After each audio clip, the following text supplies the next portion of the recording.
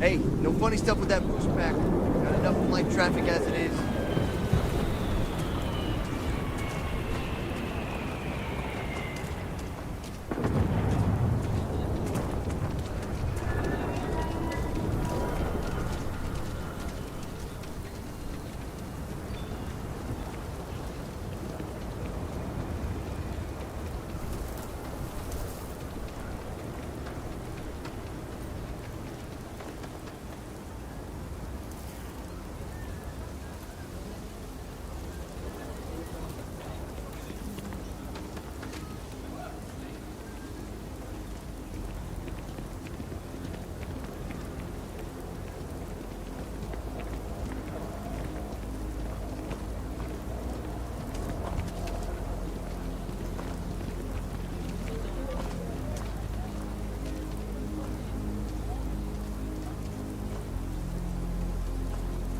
A man should provide for his family, not drag them down along with him. We left Sidonia looking for a better life, only to end up like this. It just ain't fair. Got tired of living under the boot. The UC always tells you what to do and how to do it. If you're down, they want to keep you there. I thought maybe hard work and patience would lead to better things, but it became clear that that was never going to happen. The only way out was to leave the UC behind. So I brought the family here. Things aren't much better, but at least I don't have the piglets breathing down my neck anymore. Moving out here cost a lot. Now we're barely getting by. It's impossible to save up anything so Liv can have a future. Truth is, I was a fool to think anything would change. Now Simone and I barely talk, and Liv? That's even worse. You know what the worst thing for a parent is? To look into your child's eyes and see pity. That's how you know you've hit rock bottom. We've been given as much charity as I can stomach. Without the Low House... I mean, there's something, but it's a hell of a thing to ask.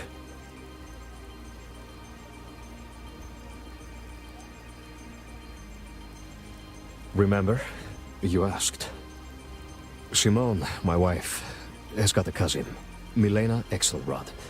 Truthfully, I never much cared for Milena. But she runs freight, and I know her routes sometimes take her this way. Milena is family. Might be she'd do something for her kin. I'm looking for a job, and I'll do anything. Well, anything legal.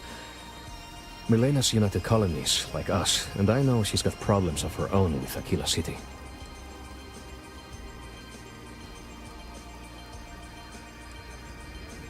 She clams up the times I've asked. Not even Simone knows. I'm sure she's run afoul of the law somehow. That's kind of how she operates. You are an answer to our prayers. Milena called Simone yesterday. I'm pretty sure she's still in the system.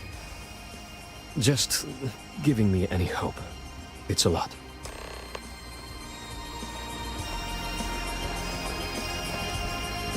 To what do I owe this pleasure?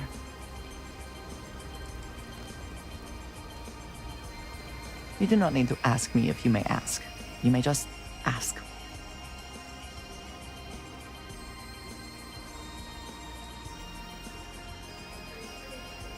Honestly, I cannot answer that.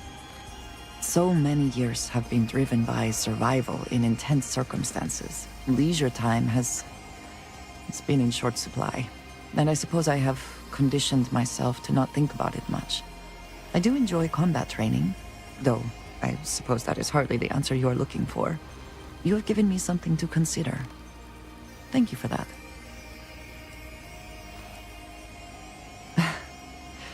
You might find it absurd, but honestly, the Lodge. I have never been surrounded by such a remarkable group of people, present company included. It has been a very long time since I have been someplace that could possibly feel like home. There are worlds beyond count out there, but that feeling is rare and precious. If you wish to know more, I will be here. Do you want to hear me say that you make me deliriously happy? Because you do.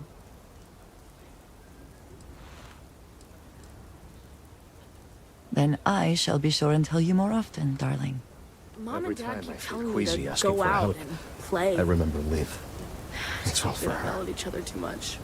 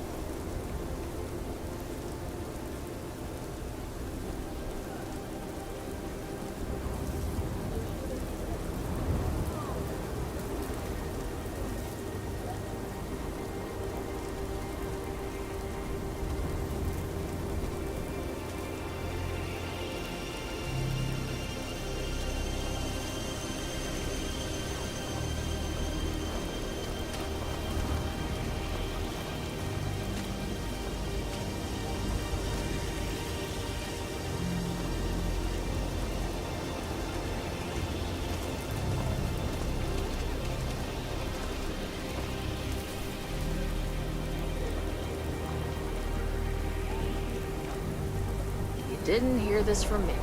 Those are factions use them sometimes. Freestar Collective and UC both. That's why they give them a wide berth. Ask me, those murdering assholes should be blasted into space dust. Laredo strikes a good balance between form and function. Their reputation is well deserved.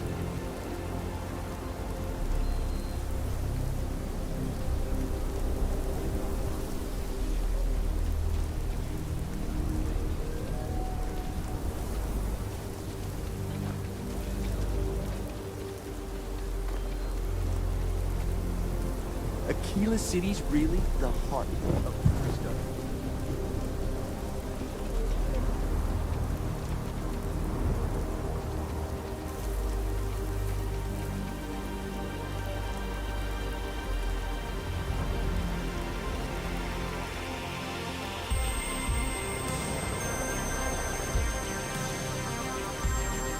Hello, Captain.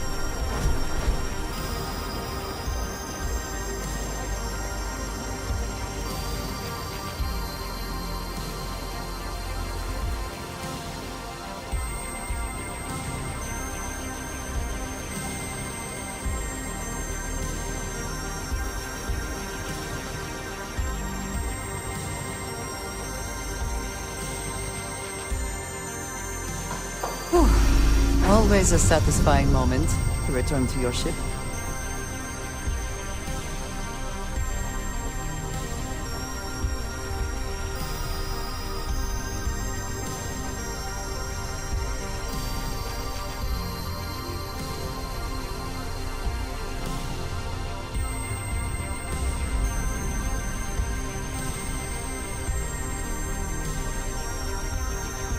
I must confess, the hum of a grab drive makes me feel alive.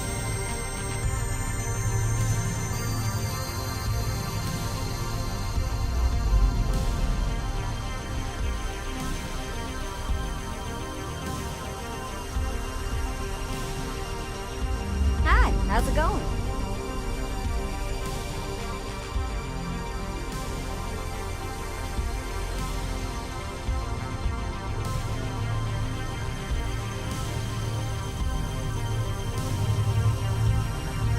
Whatever you need, you've got it. If something's on your mind, you can tell me. You support all of my dreams and aspirations. Who could ask for anything more? If it keeps us close, then I'll gladly say those words every time you ask.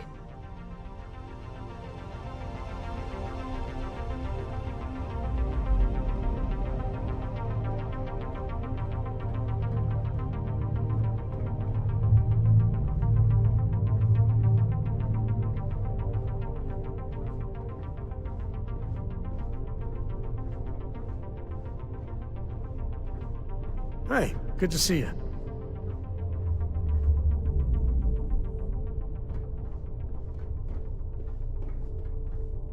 Any troubles you need to share?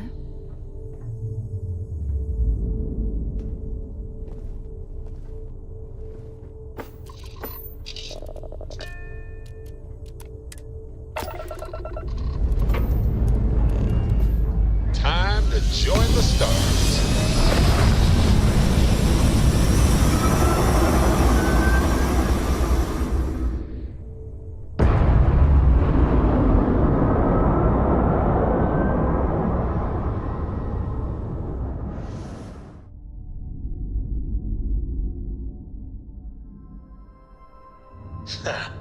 We're in orbit, Captain.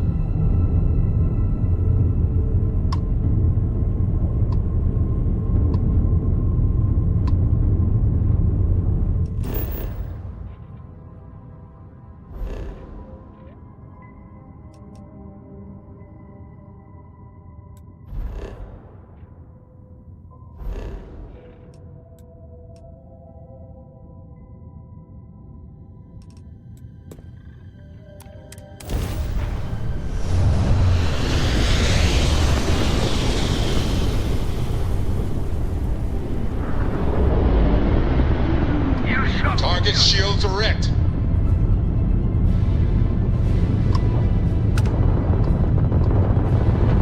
Destructor hold! Keep fighting!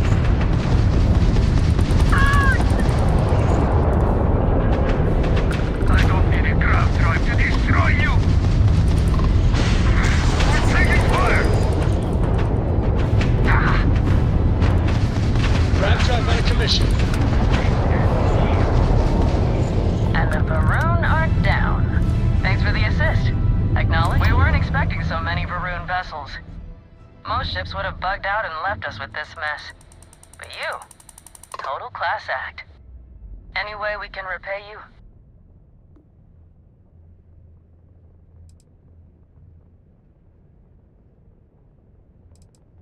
Very noble of you.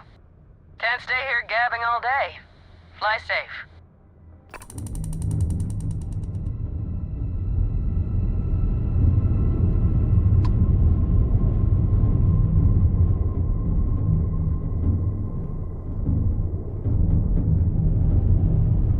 Never mind. So,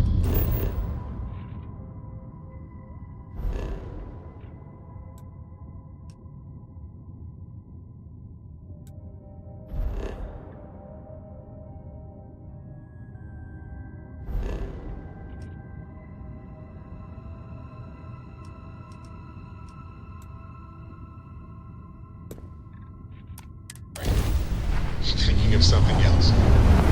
Yes, Captain.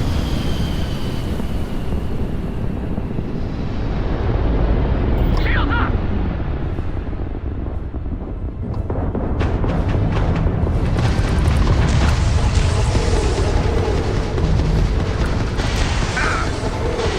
And the grav drive is primed. Hit them now!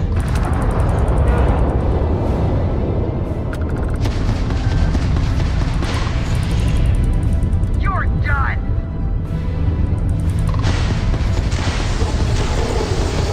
Target's jump system down. We've taken out their shields.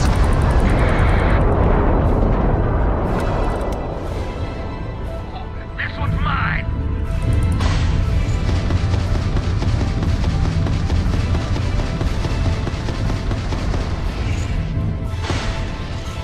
Enemy's jump drive is offline. Thanks for the assist. You're welcome to board.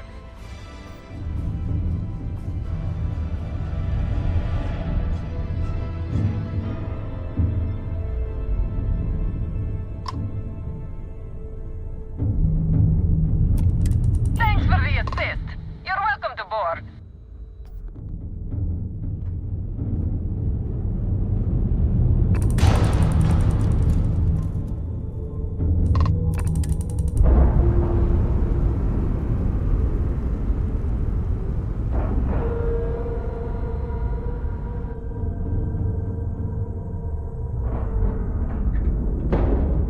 Ship is now docked.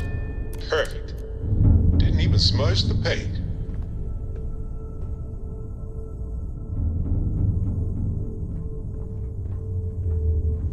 Ah, my day just got a whole lot brighter.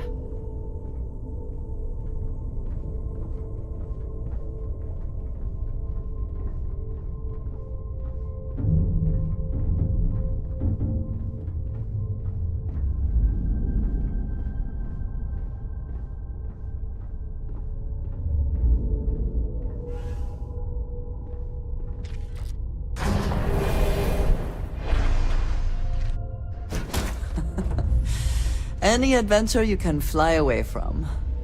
Is that how the saying goes?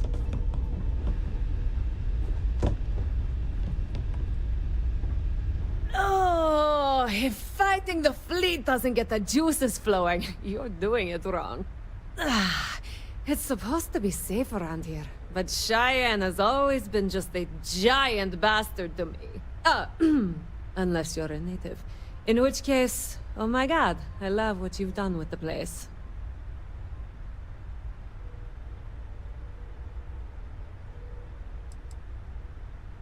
I swear, every time I come through here, something goes to shit.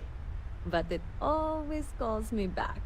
Take now, I'm just supposed to be doing some deliveries, and whammo! Pirates! Cheyenne's going to get me one of these days. No, not one bit. I enjoy surviving fighting pirates. Big difference.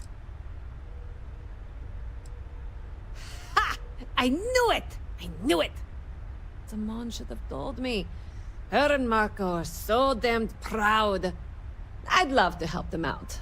Might be I've got a checkered history with the fine city of Aquila. If you clear up any lingering hard feelings, then I could resume doing business there. I'd set up stick-up-his-ass Marco as my official importer. Then wins all around.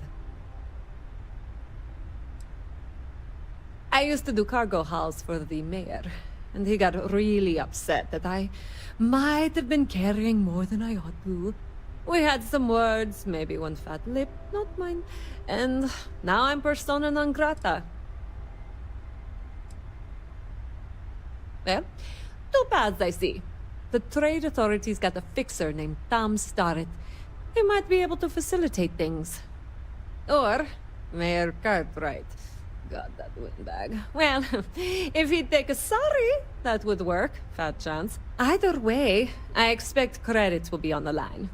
On the back end, I could afford to give you a taste of the action. Not sure it'll cover the fees.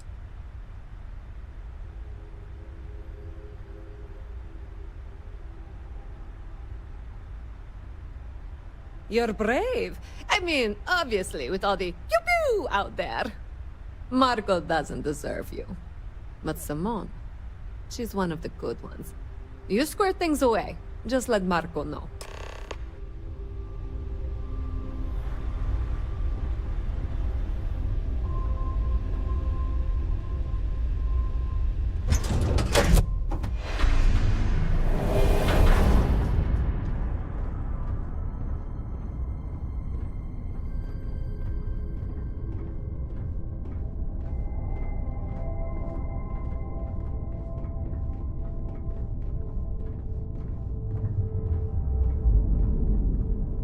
See anything interesting today? Ask away, Captain.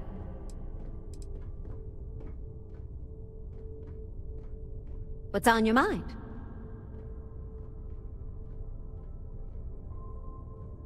Amana Arenas and her believers are probably out here kicking up all kinds of dust in pursuit of the mission.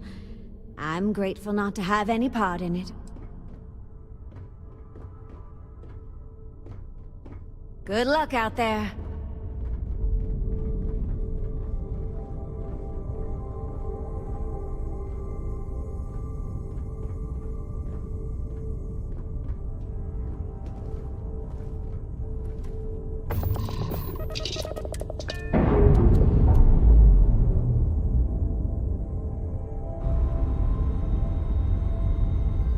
All green on release. We're free to fly.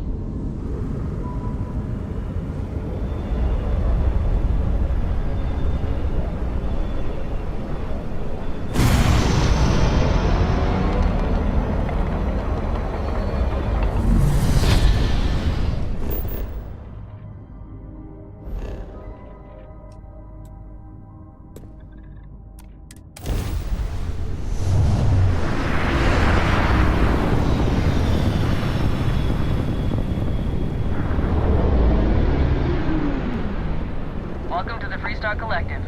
Please maintain your current course while we scan your ship.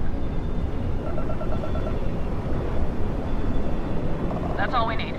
You're cleared for landing at Aquila City.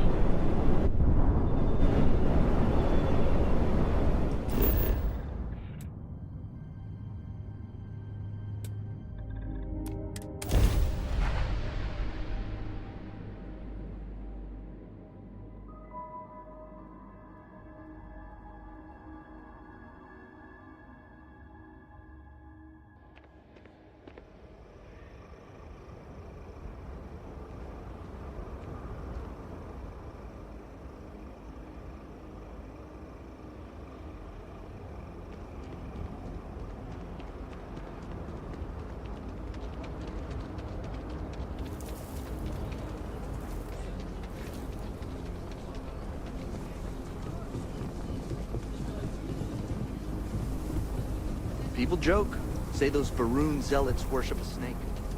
Let me tell you.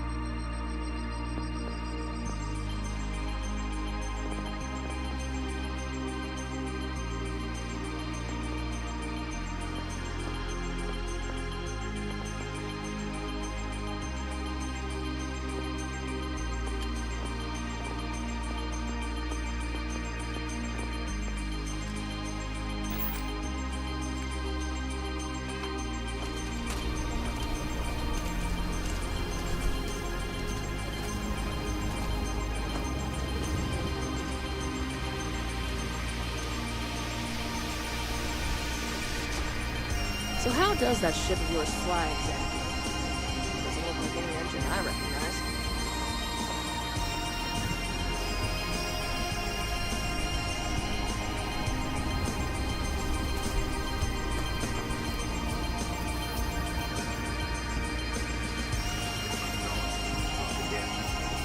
But the robbery did not go well, resulting in a potentially deadly damage.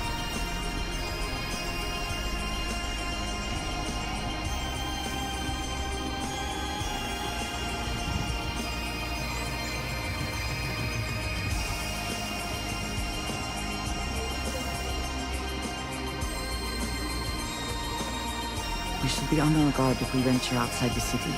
The Ashta are quite formidable.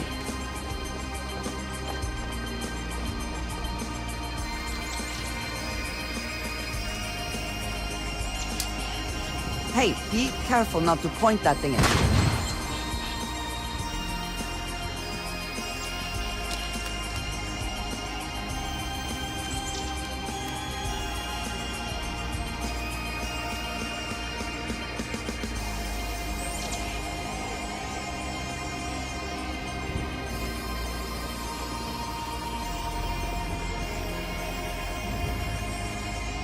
Hello there.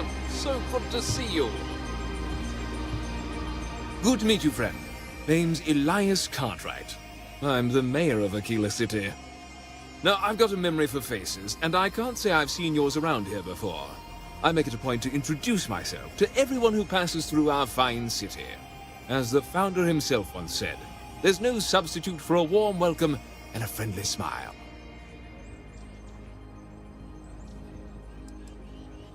Ah, That'd be Solomon Coe, who stuck a shovel in the ground right here over 160 years ago. That first settlement grew to become the city you see today. And let me tell you, it was no small hardship to make that dream a reality. Yes, indeed, this place has a proud and noble history. Why, for some of us, it's practically hallowed ground. That's why I like to meet each and every person who comes here, to make sure they know what a special place our city is.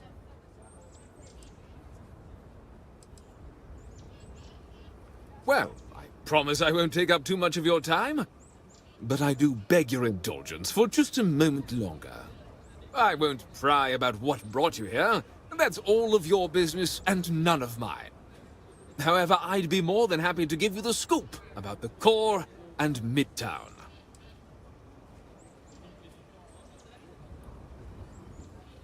Ah, you must be referring to The Rock.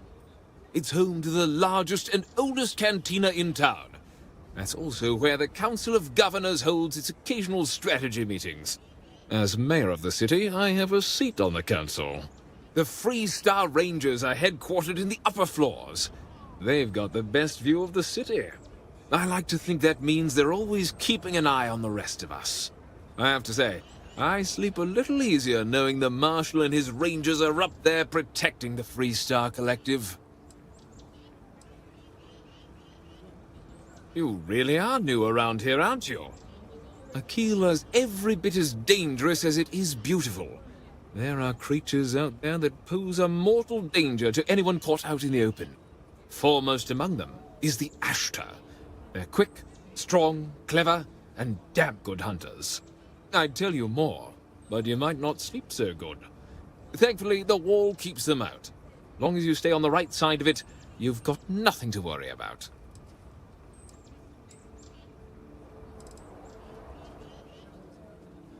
Midtown's where most of the business and trading gets done. It's not as old as the core, because it was built later as the city grew.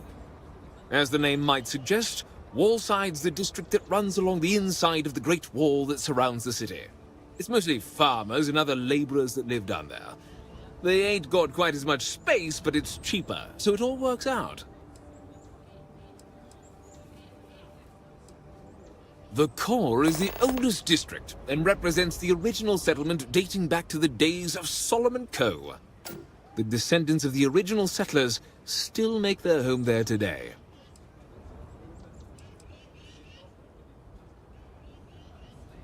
You've got a few choices there.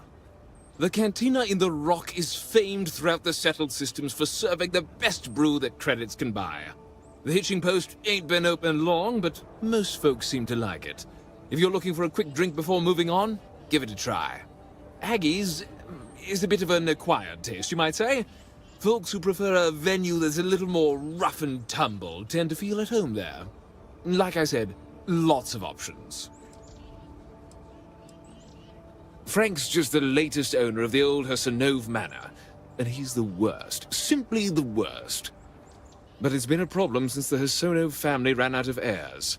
There's no wrong the Cartwrights have been trying to right for decades. And hence, well, I need help.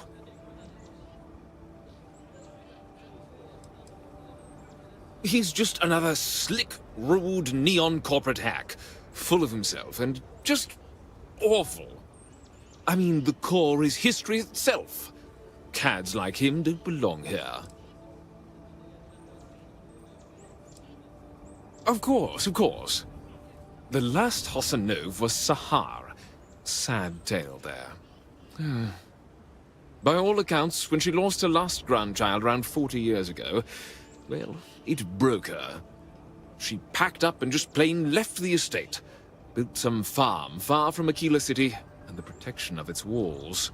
It didn't take long before the Ashtar overran the farm, and just like that, no more Hassanovs.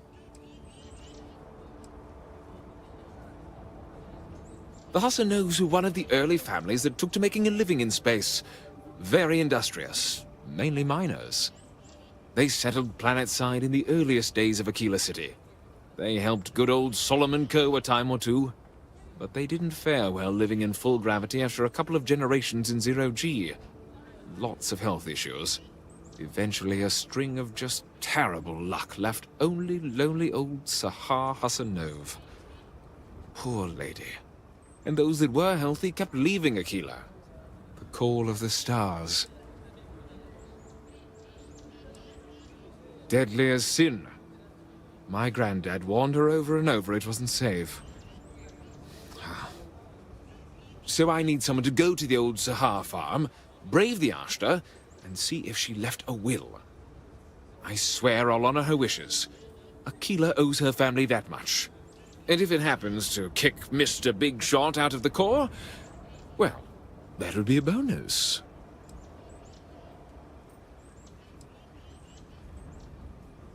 Sahar left no heirs, no instructions, so everything the Hassanovs owned was in limbo.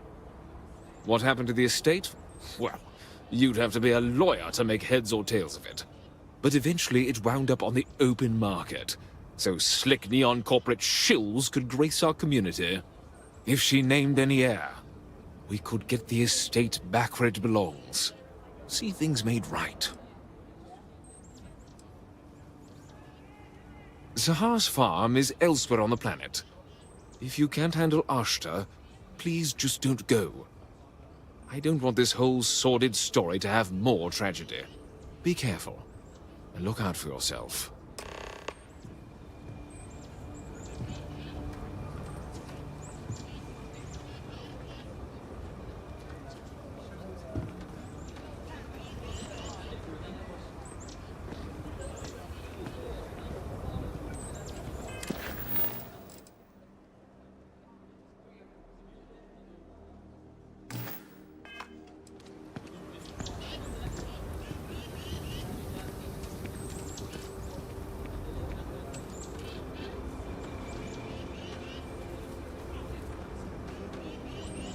Like I said, be careful. I'd rather you forget... Milena Axelrod? I wished I'd never heard that name again. She's a menace. She punched me in the face. Can you imagine? Why would you want to let her back here?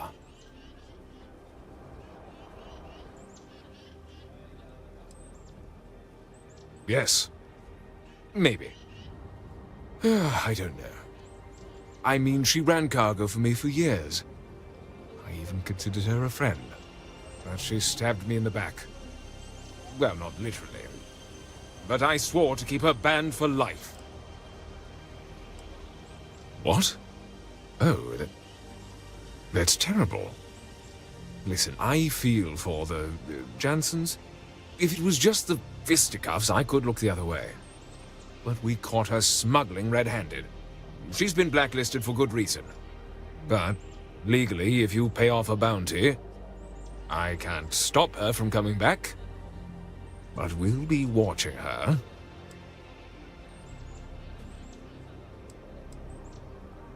You'd go that far for her? Fine. Fine. She can come back. I just hope you don't regret it. I did, last time I trusted her.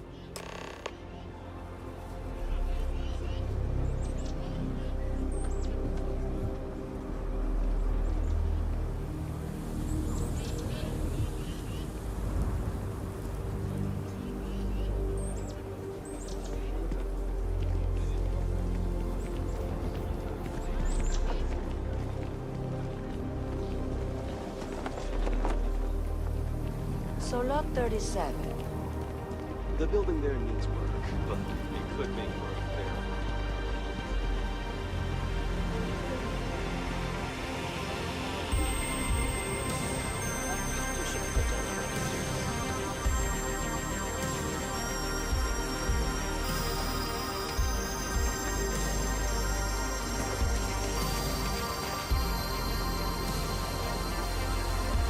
It amazes me that anyone would spend credits on this, instead of taking a trip to see real alien life.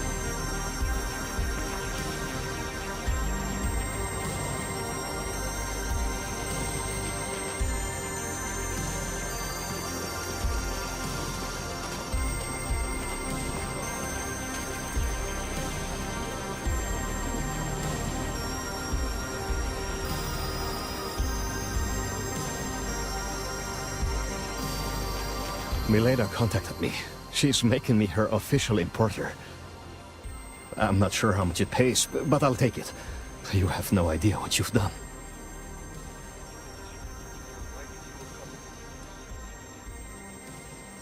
My problem with her hasn't been whether she's good company, but I'll try. I can't wait to tell Simone. This is the first ray of sunshine we've seen in years.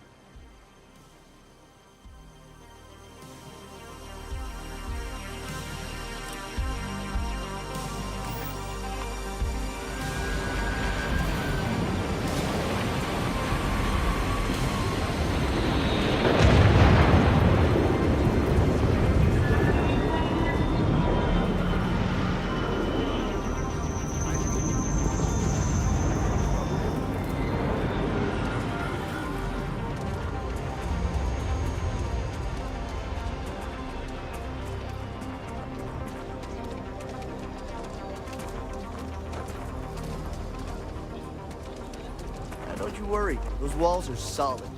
Ain't no Ashley getting in here.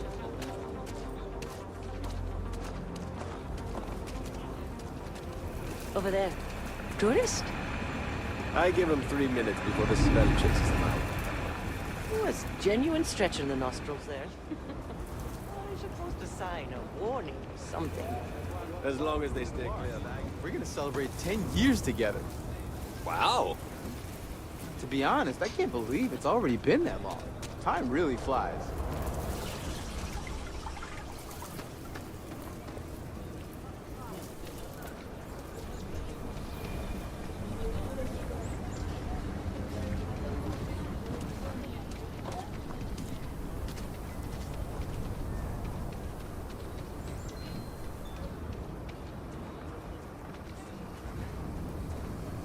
Oh, just one quiet day. That too much to ask for?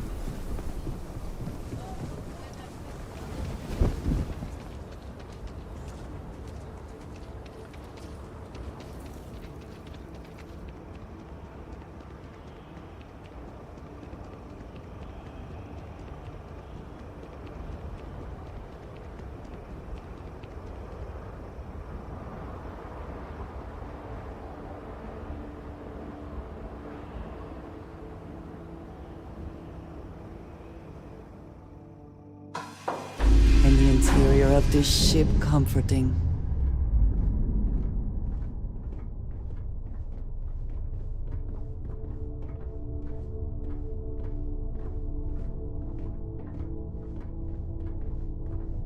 What's on your mind?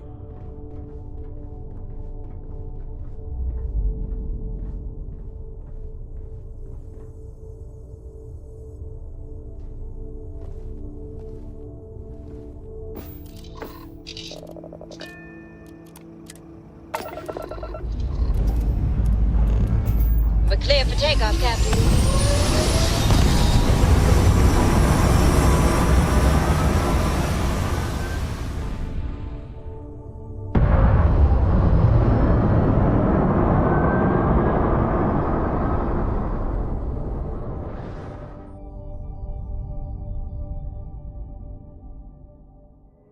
And just like that, we're in space.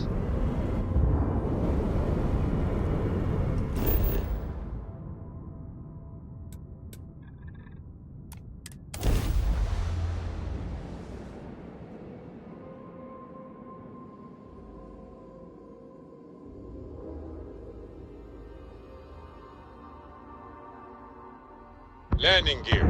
Check. Thrusters. Check. Landing site. Clear.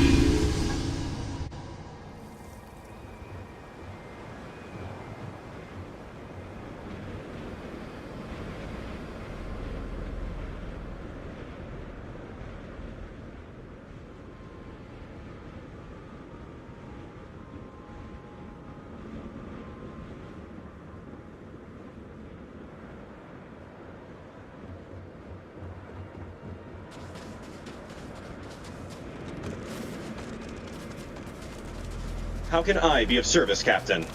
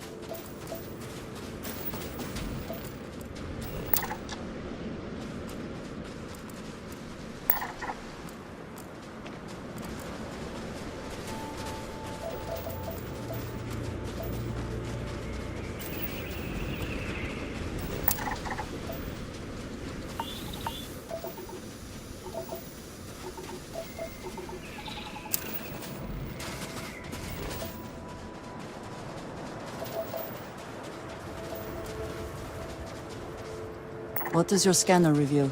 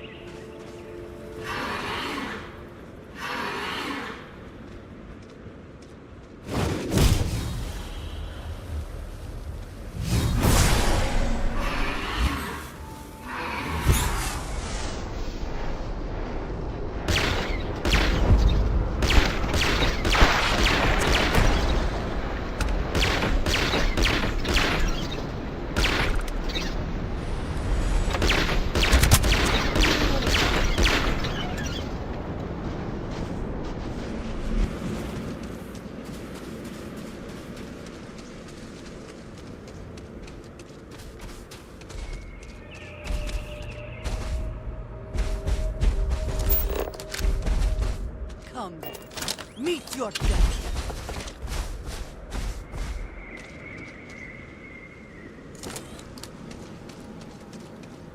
Once again, we are triumphant.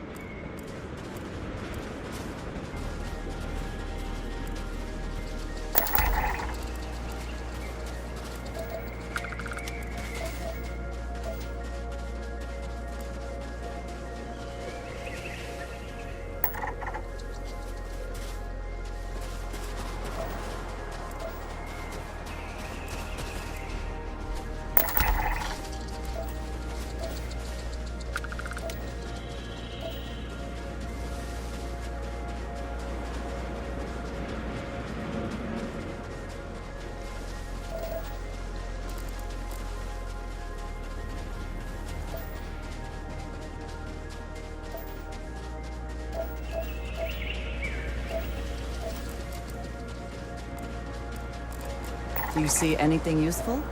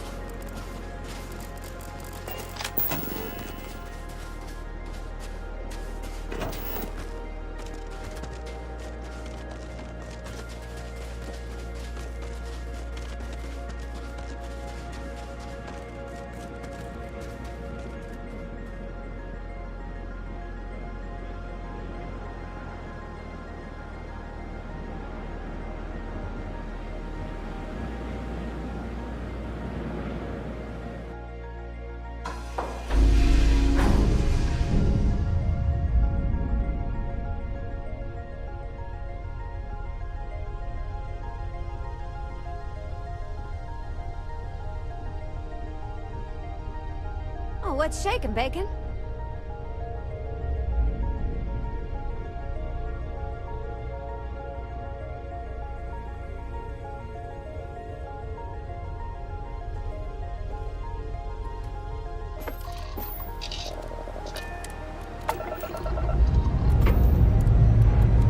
Lifting off now.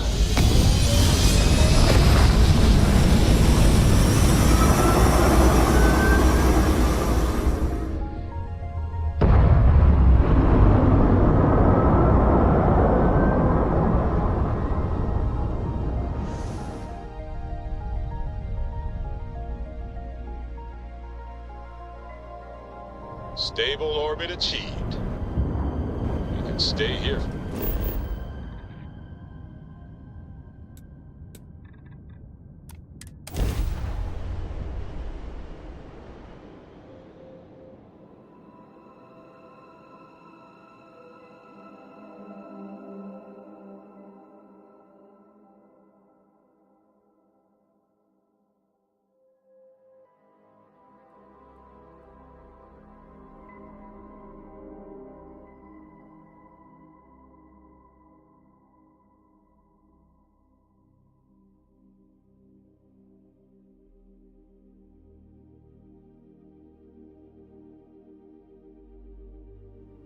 You would think that deadly predators would have driven off settlers. Humans. We can be so stubborn.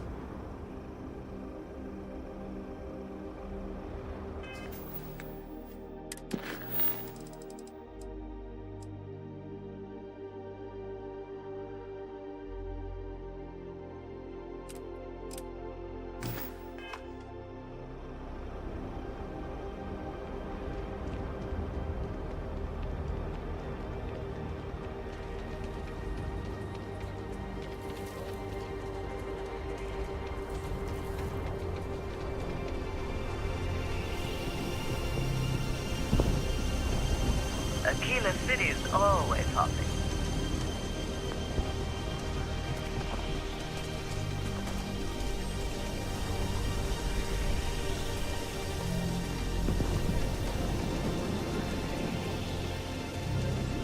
Keep your nose clean. The last thing I want is to charge you for a DP. I'm just saying, my... The rock is surprisingly well fortified. The early settlers here were quite practical. Never seen a ship like yours. I don't know where it's registered.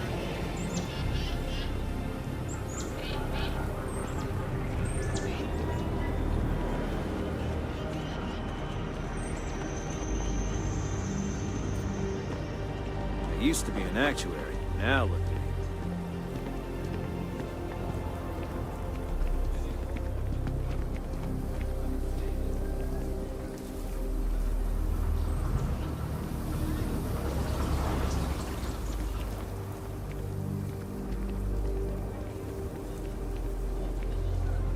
Hey, I heard you had had Dunlop's disease.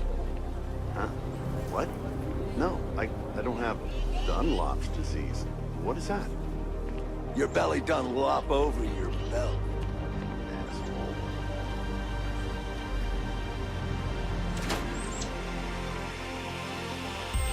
I really like it here.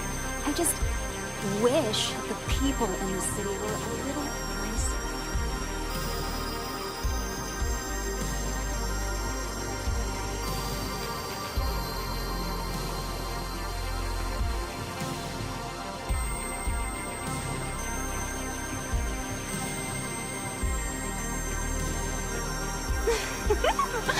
So you sold 3 pickups today? Yeah, might get some more on the back end. Your casserole sealed the deal. Don't you need to wait for the contract to be signed?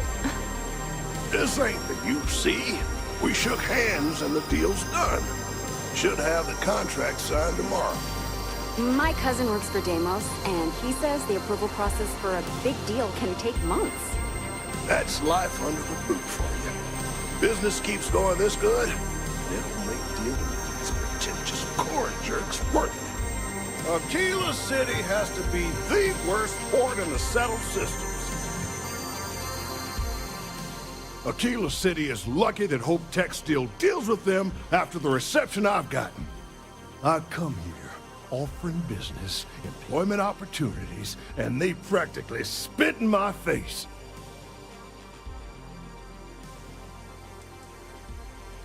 I'm a senior vice president.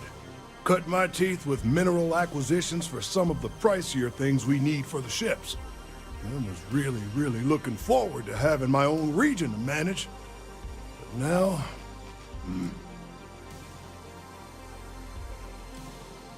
Me? I did something wrong. Let me explain. So Ron Hope assigns me to Aquila City, and I'm excited, right? Could be a plum assignment.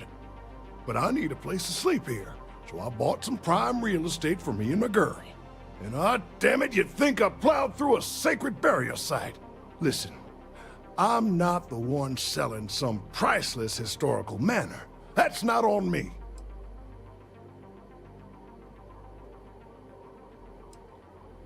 That's just the thing, isn't it? It's not really.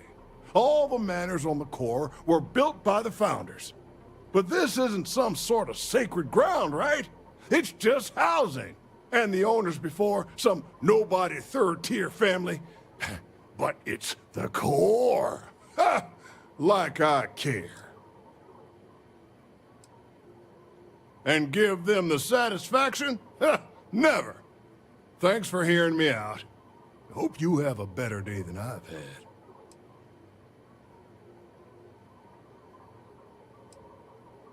You're damn right I don't. In fact, I almost feel sorry for her. Bunch of wrong-headed, judgmental, backward-looking dust wranglers. That's what these people are. Every credit I spent on that house, I made with honest, hard work.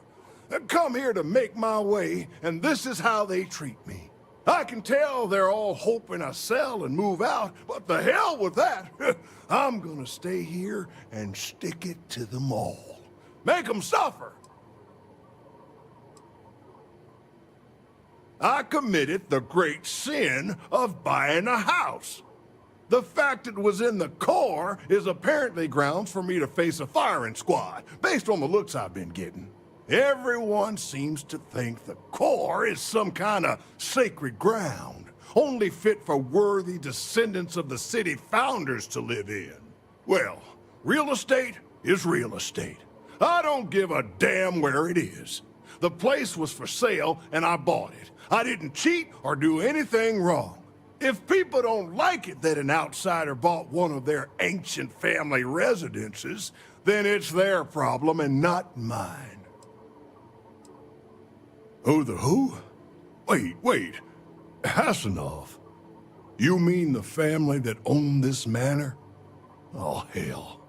Elias Cartwright. That man's always had it out for me. My credits are as good as anyone else around here. I got a business proposition. 10,000 credits, and I take that alleged will off your hands. No questions asked.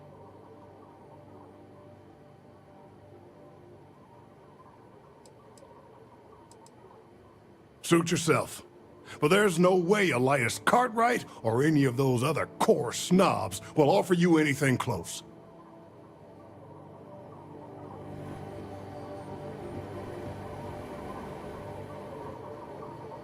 Oh, have you met my boyfriend, Frank?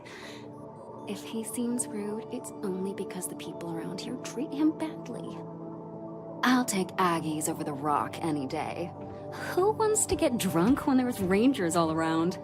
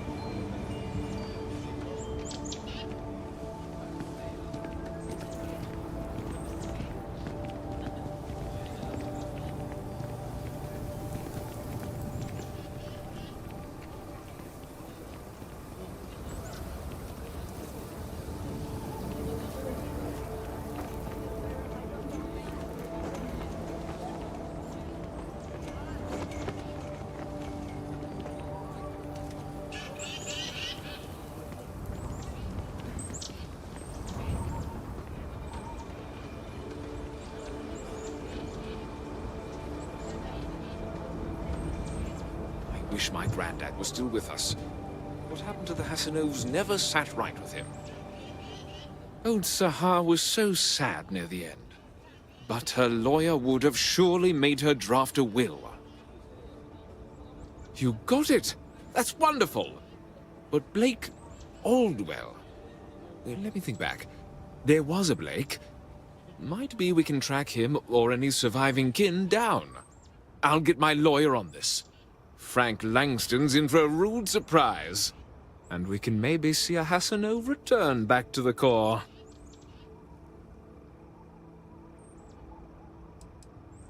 No, he won't. But this ain't Neon. We've got real laws here in Aquila City. You've more than earned this. You've done the city a great service.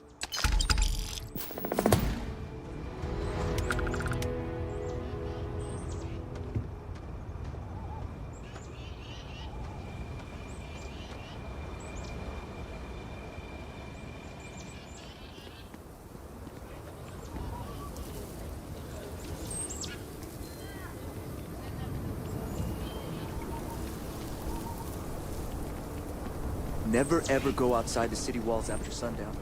Ashta are more aggressive at night.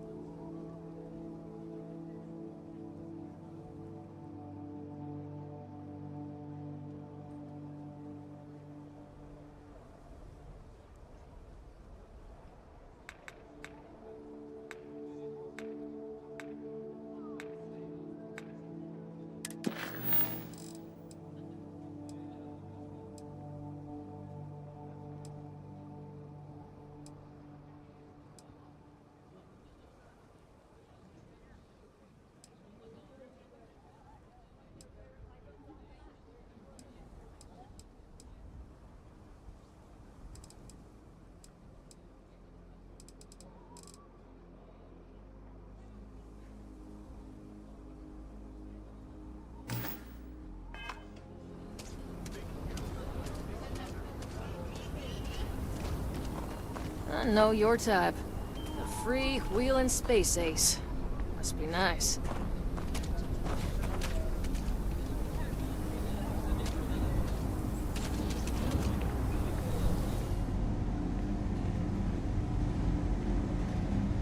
If you're looking for a weapon, I've got you covered. You turn out to be a troublemaker, though, and I'll report you real. I don't do payment plans or lines of credit, and I don't sell to shady individuals. If you can handle that, your money's welcome here. Okay, but if you start shooting up the town with something I sold you, I'll be more than a little displeased.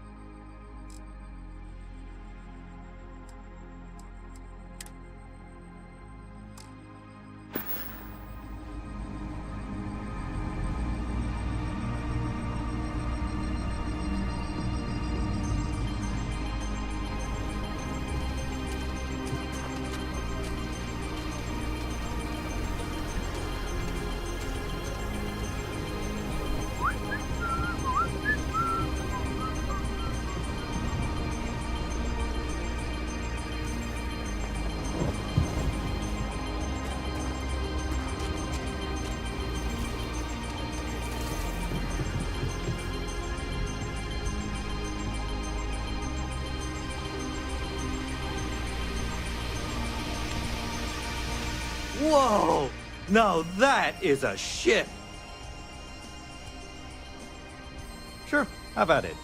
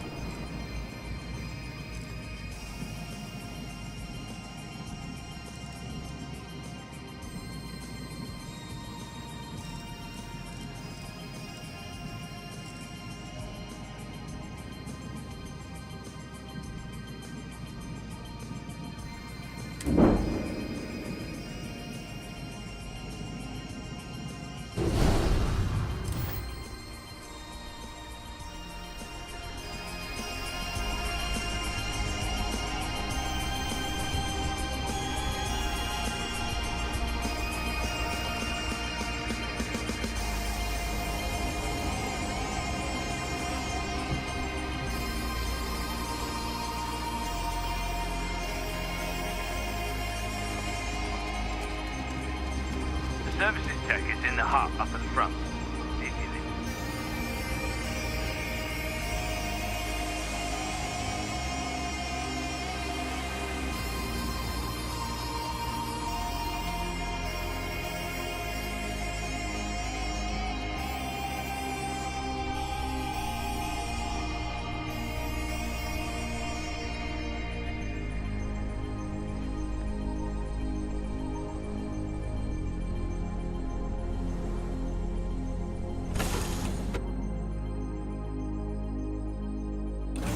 Good to be back in our own ship.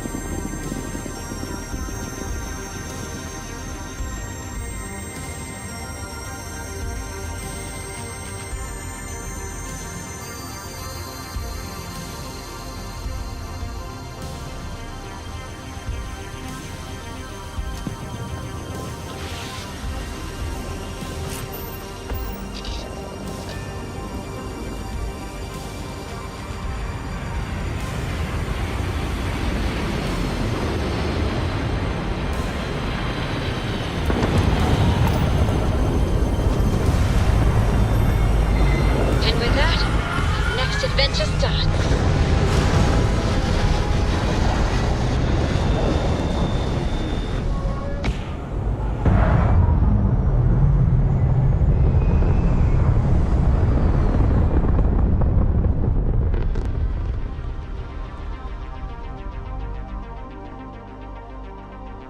Orbital insertion complete. You may now move freely about the cabin.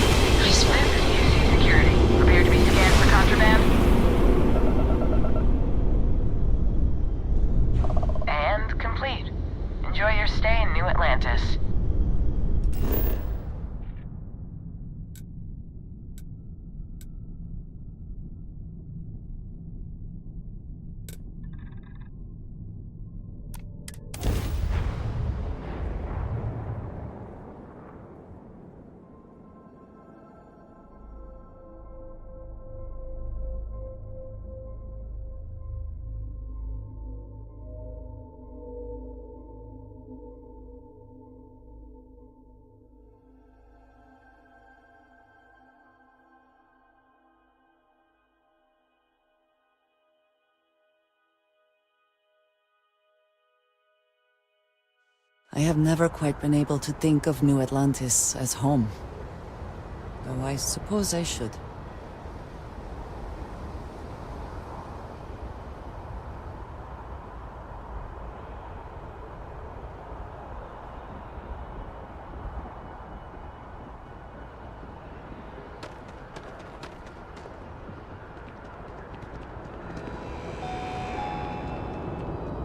You will be scanned as you enter the city. Please keep moving.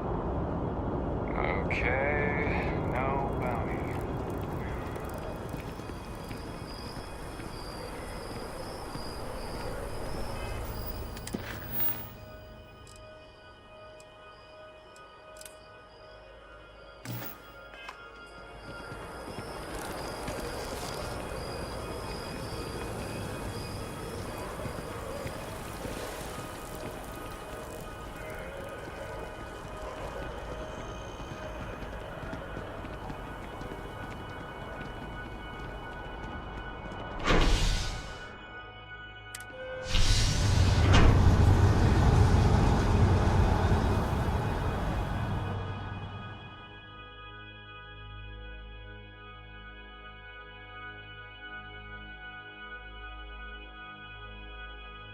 My day is suddenly much improved. How about that?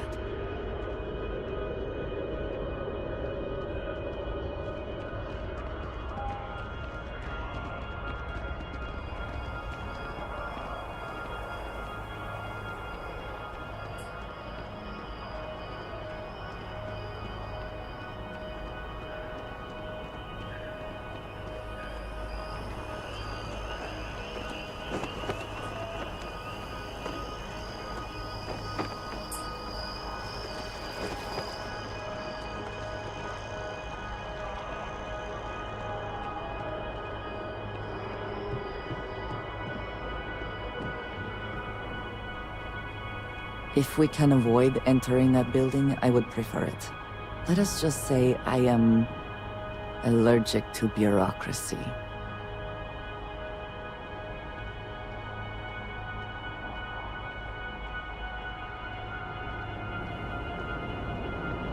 Yes? You needed something? Only those on official United Colonies business can access the building. This is Mast, the beating heart of the United Colonies. Every decision made in the civilized galaxy takes place inside these walls. Most of Mast's employees have extensive training in their specific areas of expertise. But if you're interested in joining the UC, Commander Tuala of the Vanguard is just on the far side of the room. The Vanguard's open to anyone who can fly. Stay safe.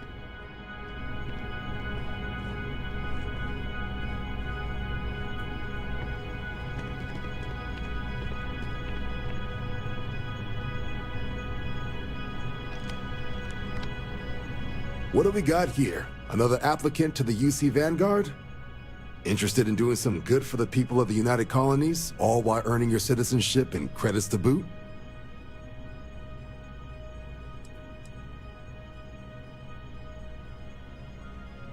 We're the United Colonies Volunteer Fleet. Any captain can join, regardless of origin. Get to fly your own ship and earn credits as you help the people in the most distant reaches of the United Colonies, all while earning your way to UC citizenship. Put in the time, and citizenship is guaranteed. Glad to hear it. Signing up simple. All you've got to do is pass a flight exam and make it through one probationary mission, and you're in. We'll have you working your way to UC citizenship in no time.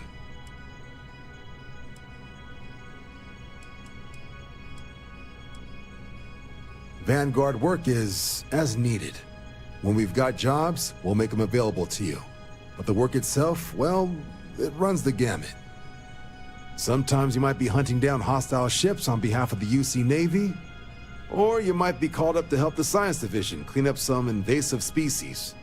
Hell, we've even been asked to help take on the occasional terramorph. And sometimes we just need cargo support. Not every job's glamorous. The Vanguard only gets called in for the ones where there's a chance of seeing action. Wherever the UC needs us, the Vanguard is there.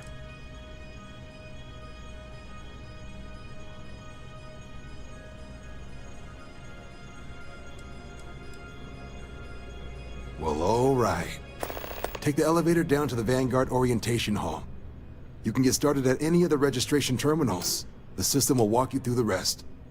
And if you've got any questions, I'm happy to answer them.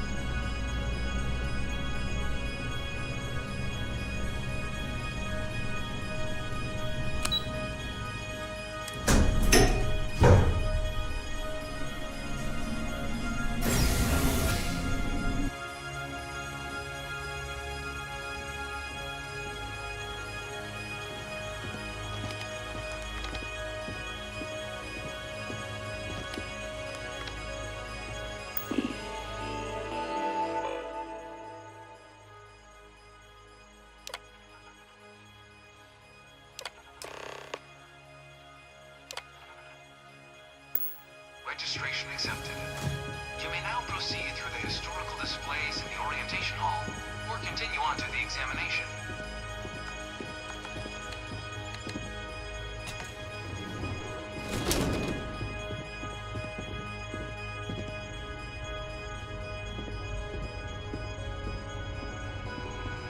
In 2150, humanity learned the Earth's magnetosphere would collapse sometime in the next half-century, eliminating all life on the planet.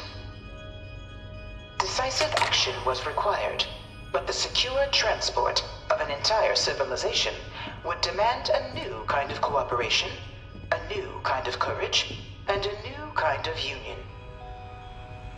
Thus, in 2159, the United Colonies were formed to make that journey possible. Just 1 year later, the Galileo, the first of many colony ships, touched down here on Jemison, beginning a new era of human history, the age of the United Colonies. The exodus from Earth meant more than just the beginnings of the United Colonies. But still, a tremendous undertaking.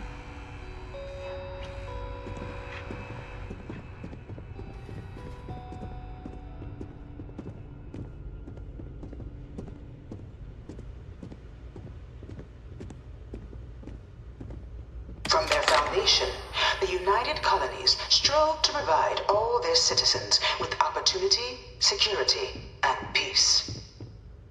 But there were those among the UC that still wanted something more. Independence. So in 2161, the UC issued the Centaurus Proclamation, granting UC citizens the right to settle distant worlds and form their own sovereign powers. It wasn't long before the first new faction, the Free Star Collective, was formally organized in 2188, later followed by House Varun, revealing themselves to the universe in 2230. I am beginning to find this presentation reductive and annoying.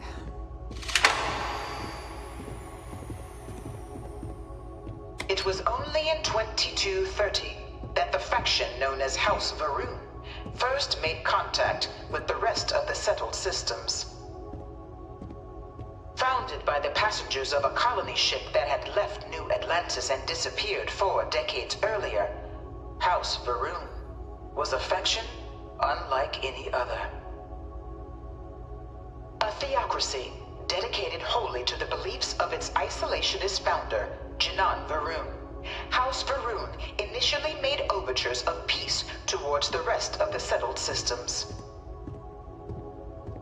They claimed their only intention was to spread the word of their god, the Great Serpent.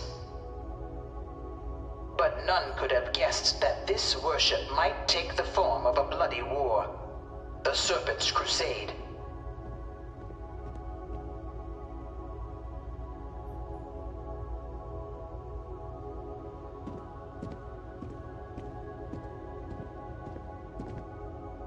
The Freestar Collective was initially founded in 2188, when the citizens of Aquila banded together with the pleasure city of Neon in mutual defense. But in 2194, after the deployment of a UC medical star station in orbit around their world, the citizens of Narion also requested to join the collective. The resulting rise in tensions between the Freestar Collective and UC culminated in the settled system's first intergalactic conflict, the Narion War. Despite a decisive victory by the UC, the colonies permitted the citizens of Narion to join the collective, forming the basis for the fiercely independent union that persists to this day.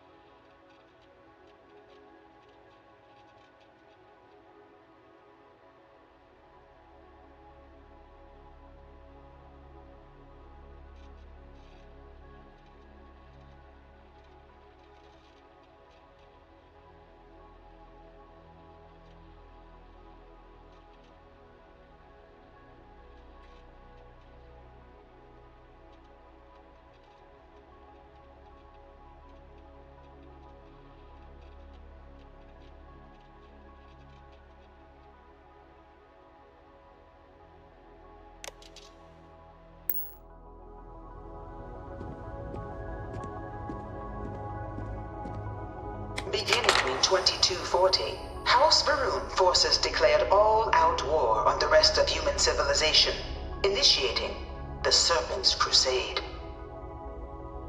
Over the next 23 years, thousands of Freestar, UC, and independent souls were killed by agents of House Varun in the name of their serpent god. It was only with the death of their founder in 2263 and the succession of his heir, Jarek, that House Varun finally sued for peace. There remains, however, select members of House Varun who refuse to recognize the cessation of hostilities their leaders established. Even after House Varun's mysterious disappearance, these zealots remain a threat to all who encounter them. Their pacification, a goal of all space.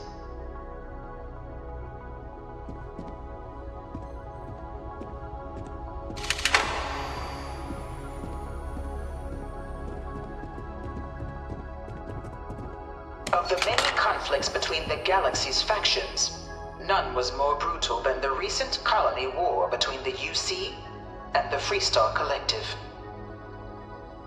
Set off by the unauthorized Freestar colonization of Vesta's Pride in 2308, a direct violation of the Nerion Treaty, the colony war spread quickly across the galaxy. Both sides deployed every tool at their disposal. Armadas of warships, mechanized combat platforms, or mechs, even bioengineered alien creatures, the infamous UC xeno-weapons. It was only in 2311 at the Battle of Cheyenne that the scales finally tipped, the Freestar Collective, utilizing their civilian fleet as a human shield, successfully crippled the superior United Colonies Navy. After their shocking victory against the galaxy's greatest navy, the Freestar Collective offered terms of peace, which the colonies, out of an interest in staving off any further human costs, accepted. The galaxy has been rebuilding ever since.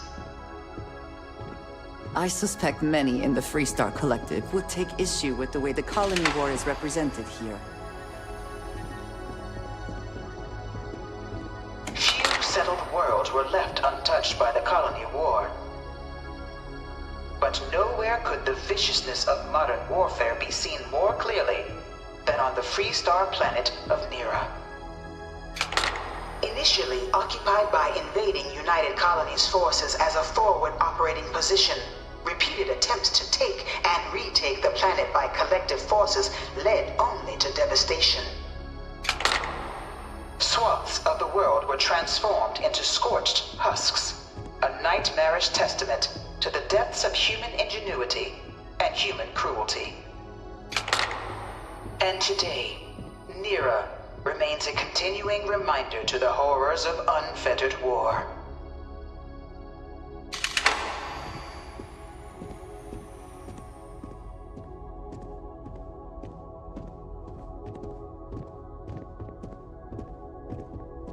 You know it was some UC general that condemned Londinian?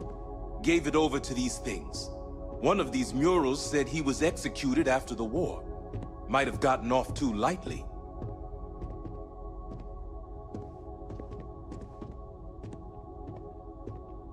In the midst of the colony war, a different kind of tragedy struck the UC city of Londinian. A newly constructed but critical supply center for the United Colonies' war effort, Londinian found itself overrun by one of the galaxy's most mysterious predators, the Terramorph. A rare but pervasive threat to all human-settled worlds, Terramorphs swept over the city, seemingly out of nowhere, on a scale never before seen in recorded history. Valiant efforts by the UC military slowed the onslaught, but the creatures proved unstoppable. Ultimately, the decision was made to destroy the Londinian spaceport, sealing off the city, the outbreak, and its citizenry from the galaxy at large. The tragedy of Londinian is mourned by the UC to this day.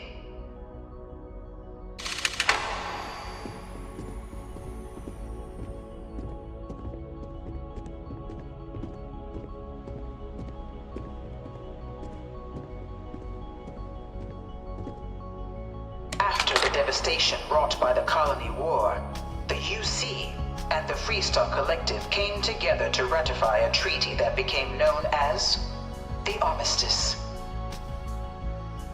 Both sides agreed to a vast reduction in standing forces, and that xeno-weapons and mech warfare would be outlawed.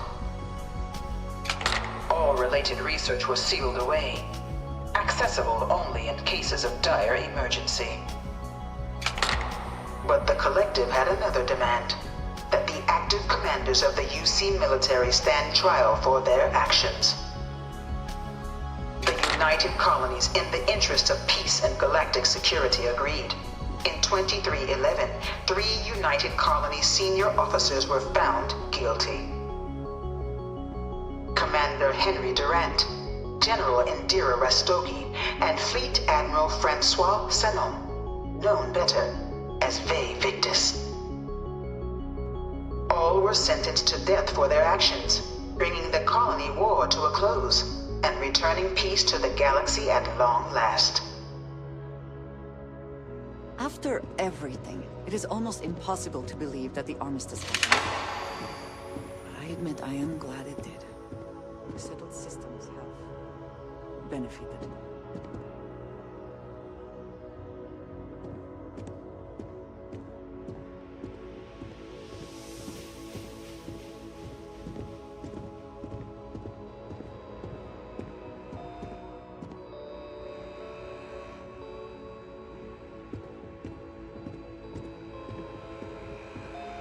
It was into this new world that the Vanguard was born.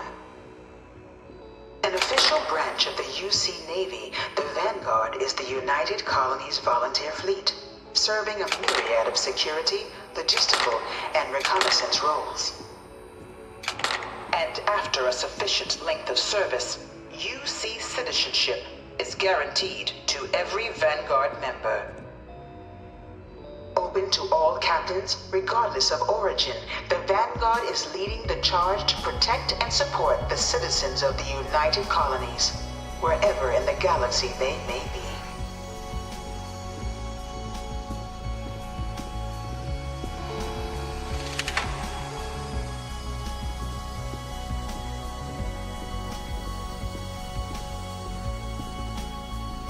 No one is born a United Colony citizen. Only through service to the UC can one hope to earn one's citizenship. But the UC prides itself on taking care of its people. Cost of living controls means citizens pay less than their foreign counterparts for needs big and small. All citizens are issued a grant upon joining to get themselves on their feet. And only UC citizens have the opportunity to purchase property, getting the chance to live in one of the most beautiful cities in the settled systems. By joining the Vanguard today, you too can begin earning your place here, in the heart of galactic civilization, as a citizen of the United Colonies.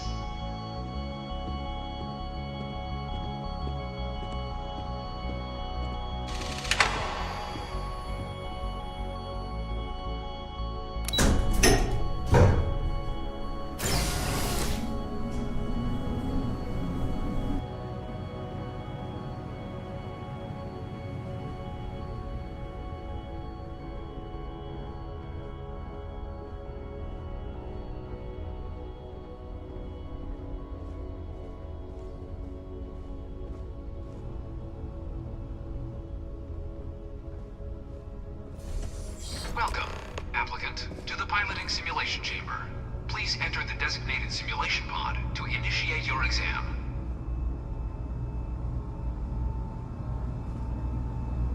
You could not pay me enough to get in one of those things.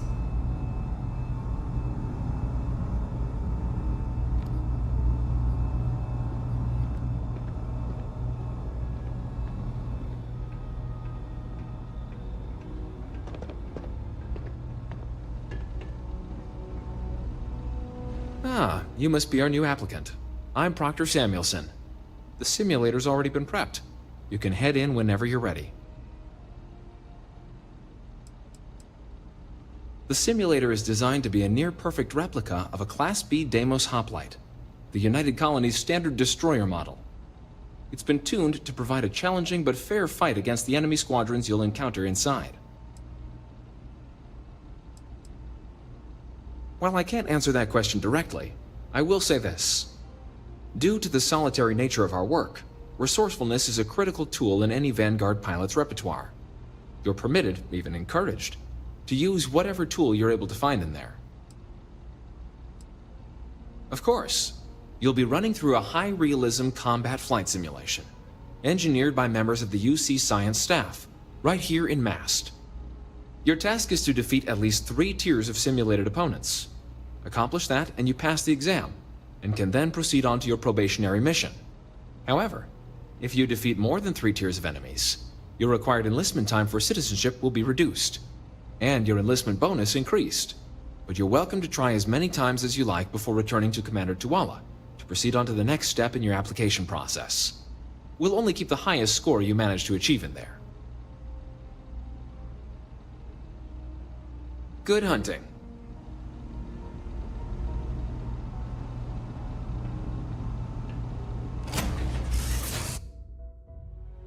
Taking off immediately? This is the Mark 18 Flight Simulation Chamber applicant, currently in orbit around a high-detail recreation of a remote world. When you're ready to begin, please take a seat in the pilot's chair.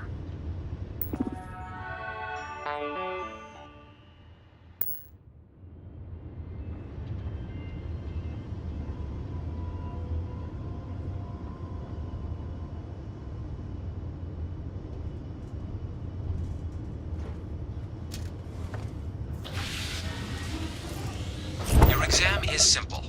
Defeat as many tiers of opponents as you can before your ship is disabled. You must defeat at least 3 tiers of opponents to pass the exam. Good hunting, applicant.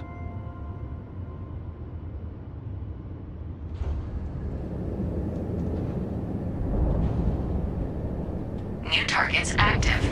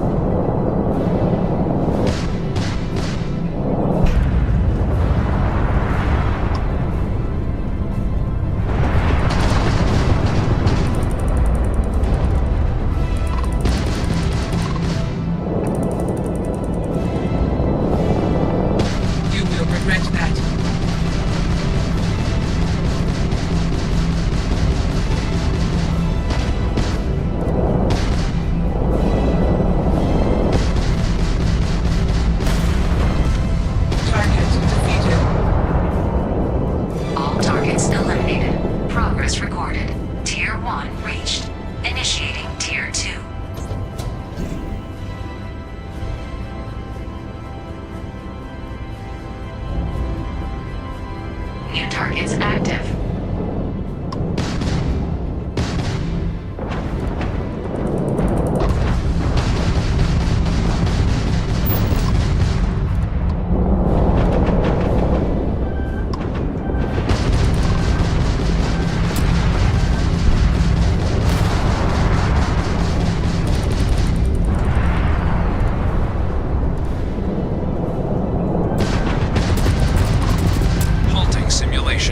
You've been defeated, applicant. You may initiate a reset of your current tier at the terminal inside the cockpit, or step outside and take a break.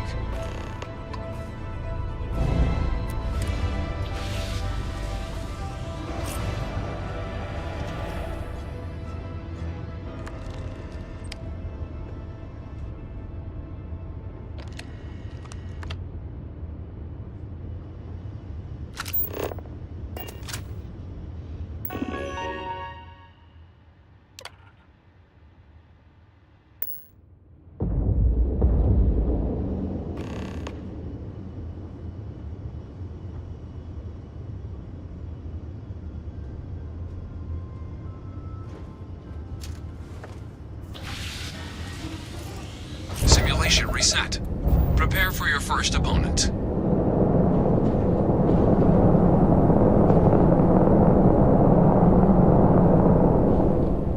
New targets active.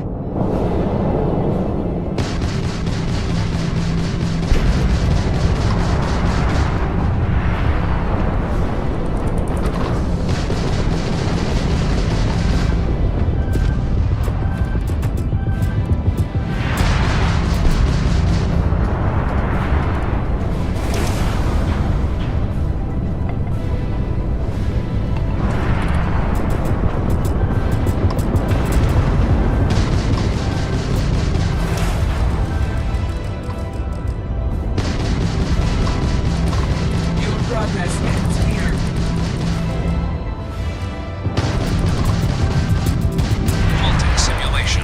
You've been defeated, applicant. You may initiate a reset of your current tier at the terminal inside the cockpit, or step outside and take a break.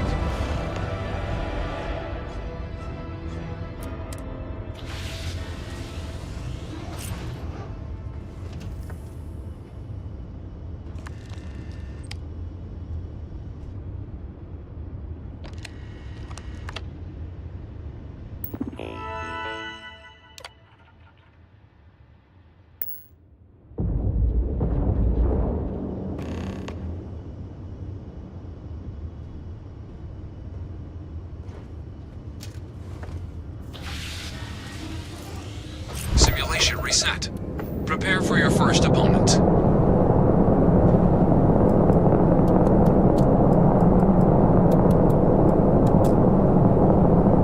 New targets active.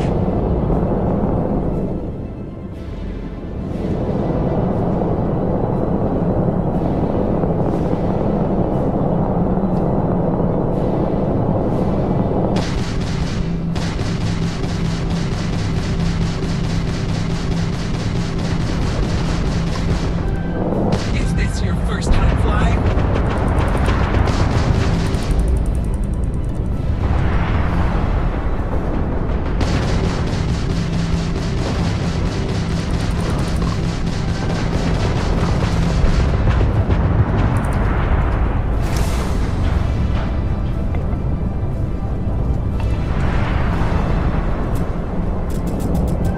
No quarter given.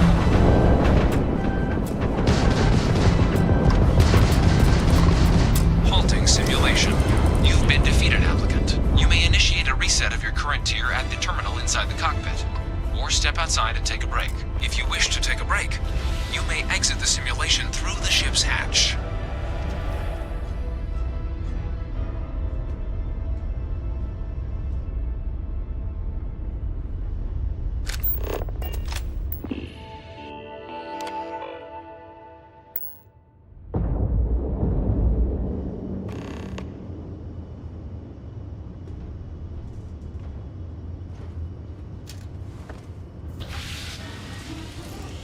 Simulation reset.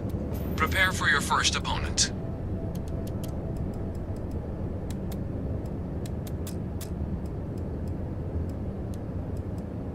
New targets active.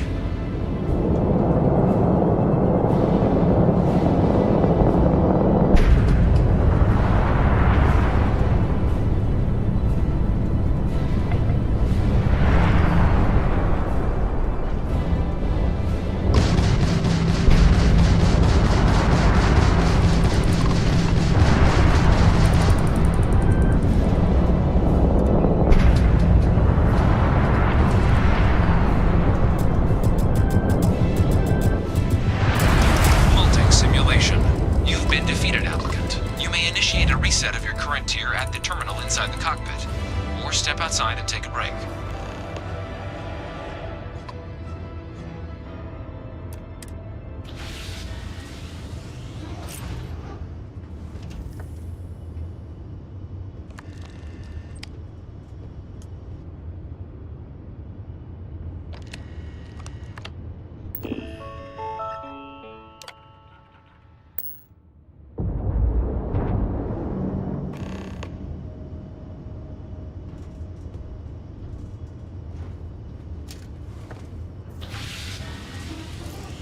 Simulation reset.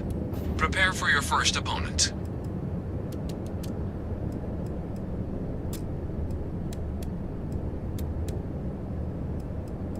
New targets active.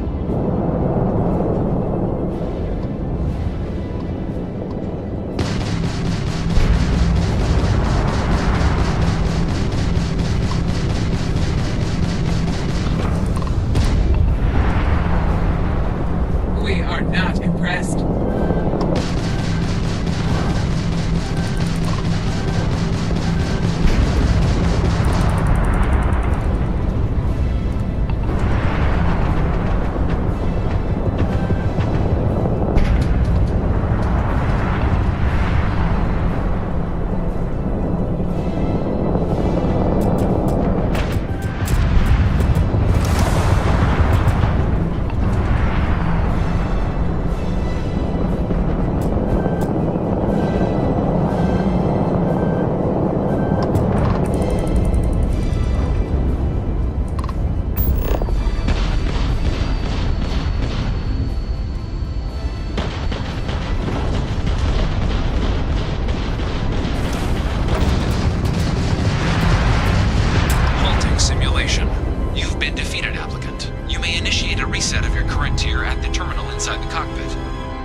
outside and take a break.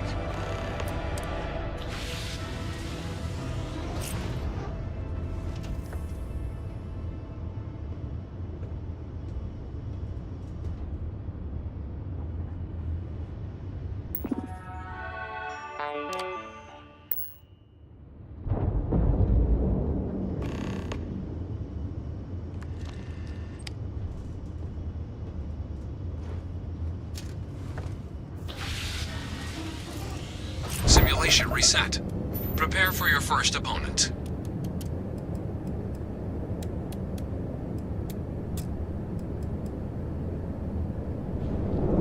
New targets active.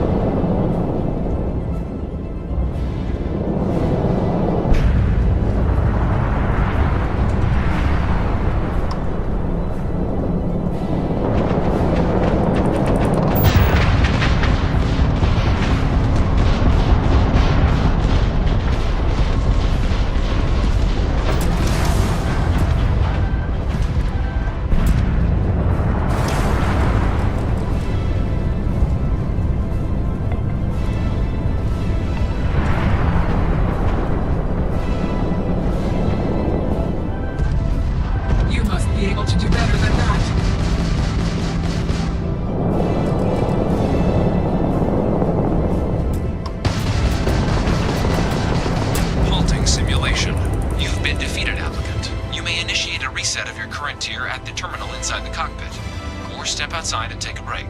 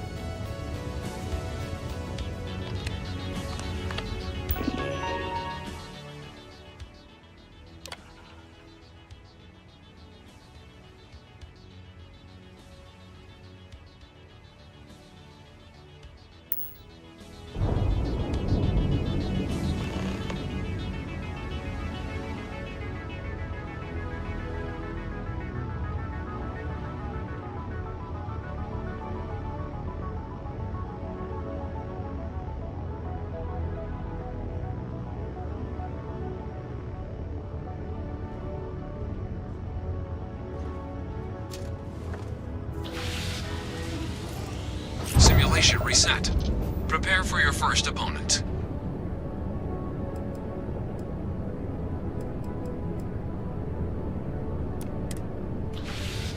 New targets active.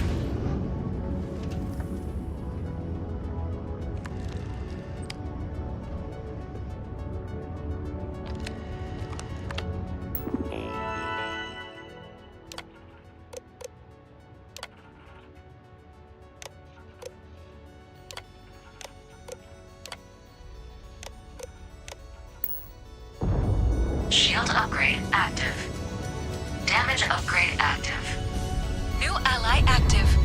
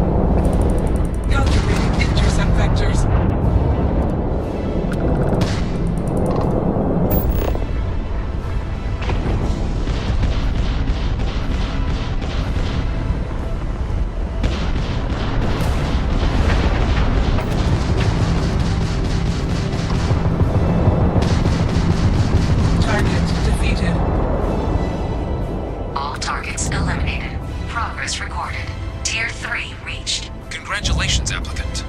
You've defeated sufficient opponents to pass the exam. You may now exit the simulator through the hatch to record your current score, or stay and try your hand at the remaining tiers.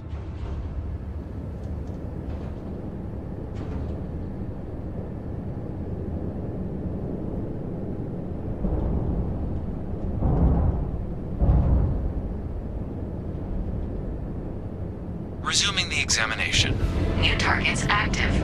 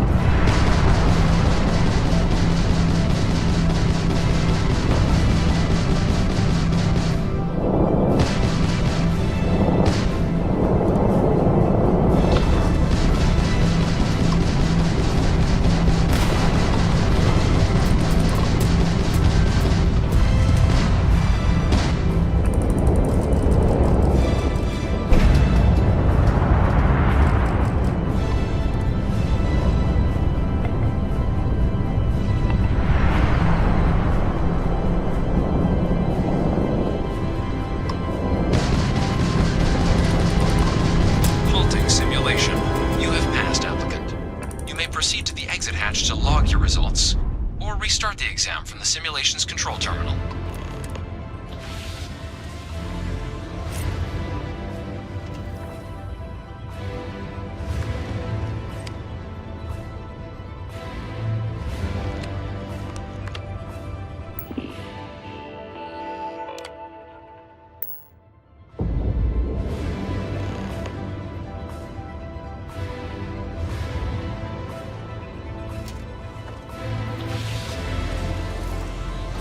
spaceship reset. Prepare for your first opponent.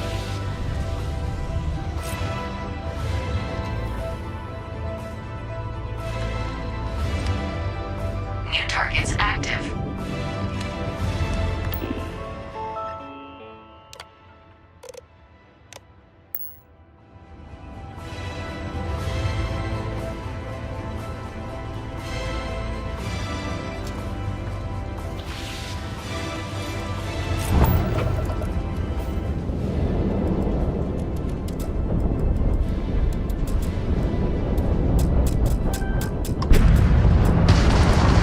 Halting simulation. You have passed, applicant. You may proceed to the exit hatch to log your results, or restart the exam from the simulation's control terminal.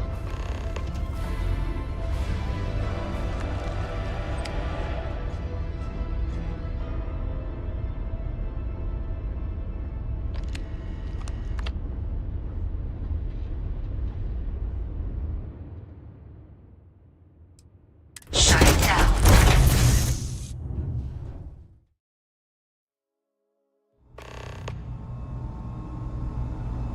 Congratulations, applicant. You've passed. You can head up to Commander Tuwala to receive your final results and your probationary assignment. Or you're welcome to take another run at the simulation if you'd like to try and earn a better score. We'll only keep your best run.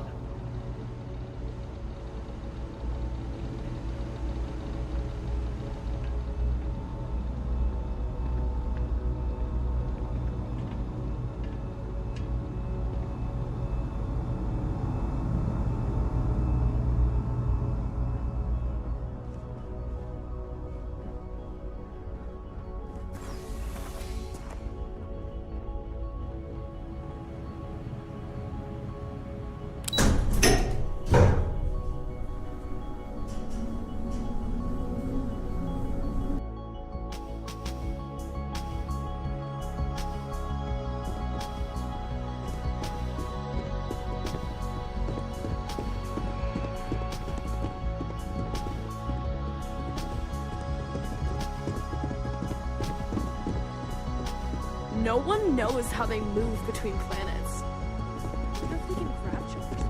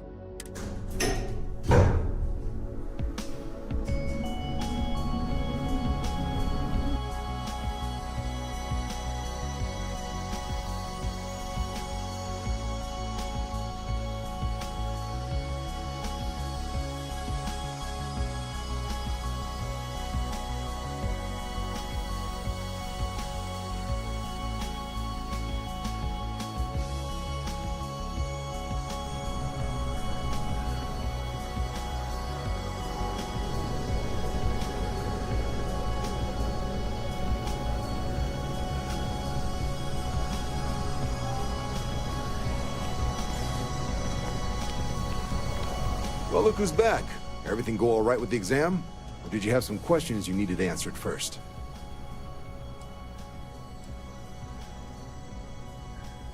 MASS is short for Military, Administrative, and Scientific Triumvirate.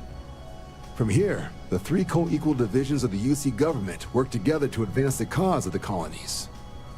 Be that through mutual defense, political and diplomatic strength, or scientific discovery. Now, serving any of the UC's divisions grants citizenship, but scientific and admin positions in the UC tend to be real competitive. Understandable, most people would prefer to earn their citizenship behind a desk rather than in combat. Not something I'd ever choose for myself, but understandable. Military used to have a pretty narrow view of where the best pilots came from. In their eyes, it was UC or bust. The creation of the Vanguard was an acknowledgement by the brass that maybe not all the galaxy's greatest pilots went through a UC flight school. So it's the Vanguard's job to find them and get them to fly for us. Me? 6, 7 years now? Was a recon squad commander in a former life. So it wasn't too big a jump bossing around foreign pilots instead. But Vanguard's been a quality assignment. Meet new people, judge them on a series of diverse criteria, get them out there helping people who need it.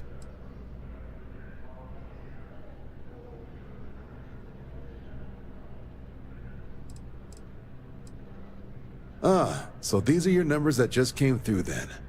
You ready to hear how you did?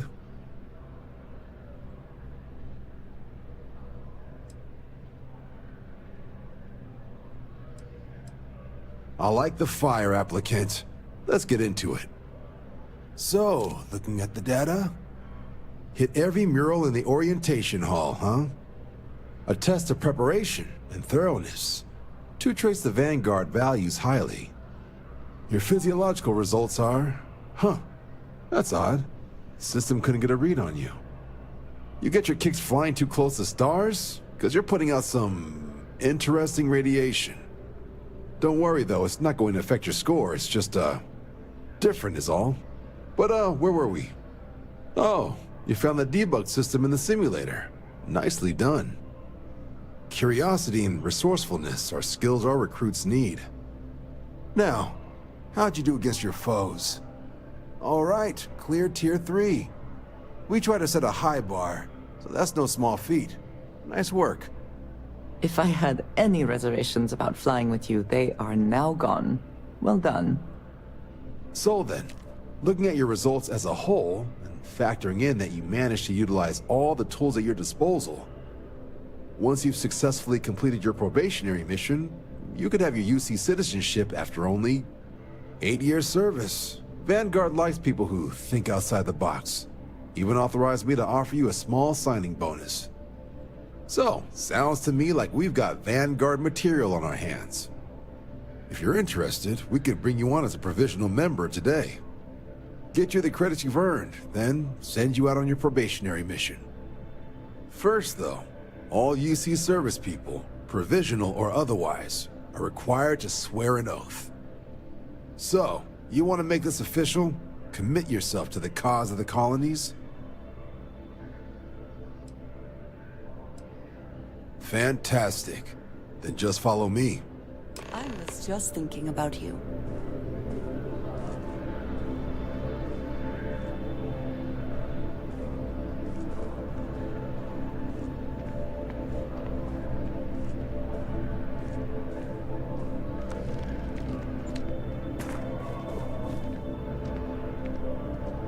Another day, another shift.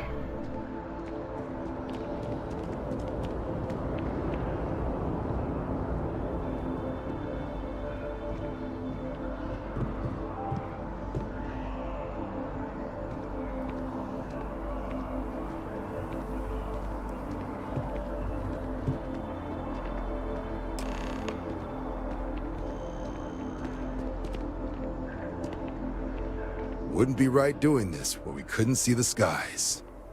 Now, raise your right hand. The motto of the Vanguard is Supra et Ultra, above and beyond. That is where we serve, beyond the furthest reaches of the United Colonies military, and with honor and duty above reproach. Do you swear to protect and defend the citizens of the United Colonies to the best of your abilities, and to uphold the values of the Vanguard, honor, loyalty, self-reliance, in all your actions as a member of the United Colonies Navy?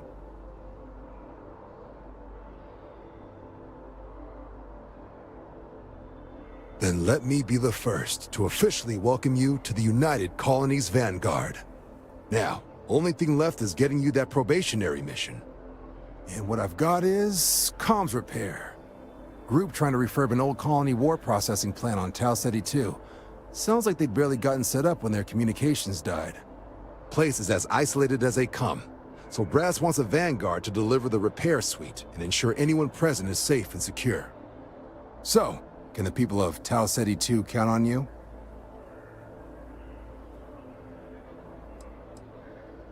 No major settlements on Tau Ceti.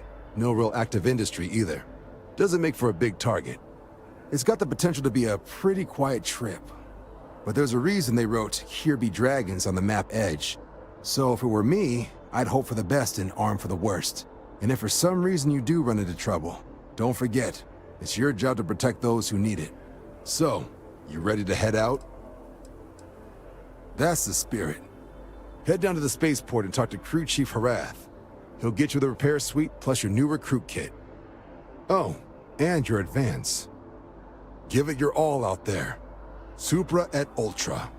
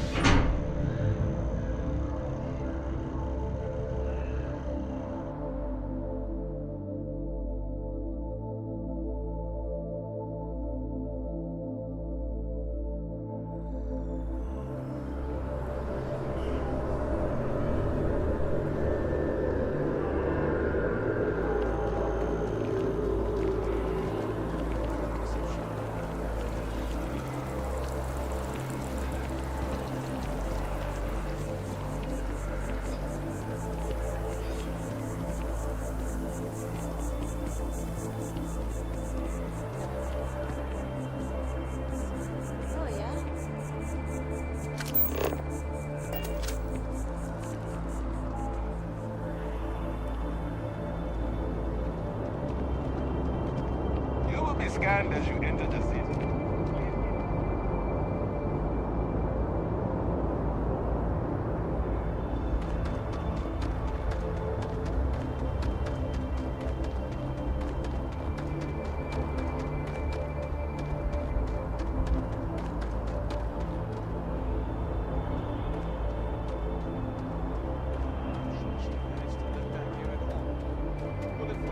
Get it fixed up.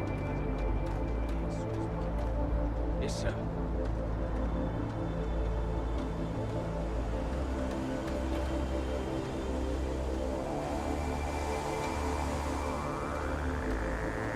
Ah, you are new probationary then? Crew Chief Herath, pleasure to be working with you. It's my job to make sure all you rocket jockeys are ready for anything that comes at you up there. Now, Manifest says we're fitting you out with one comms repair suite. In addition to the standard issue welcome kit all probationary pilots get for their first mission.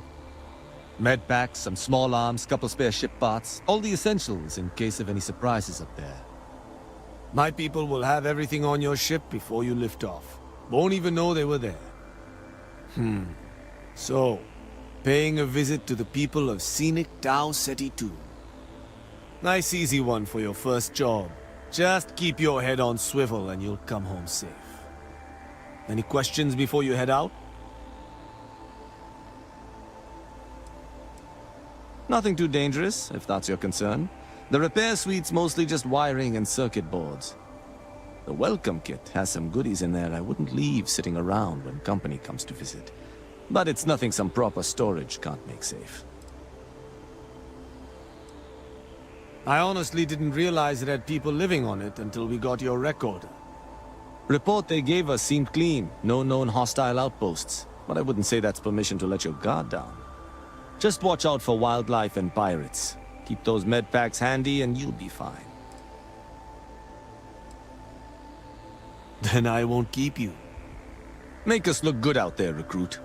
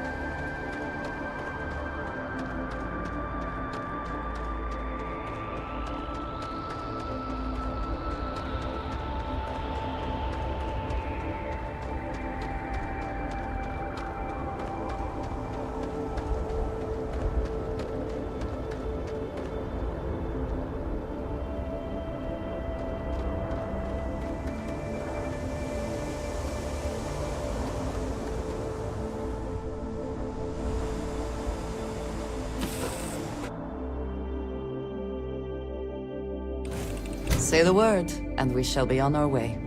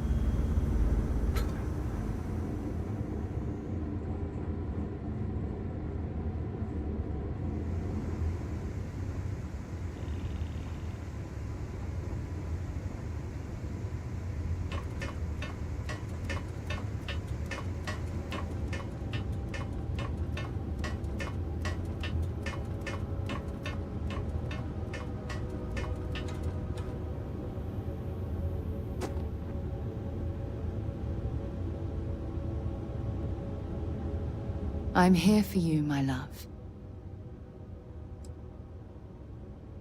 Always.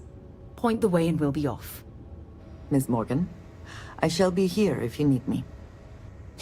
It's actually comforting to know that, Andreja. Thank you. Well, hello, sunshine. Of course you can, sweetie.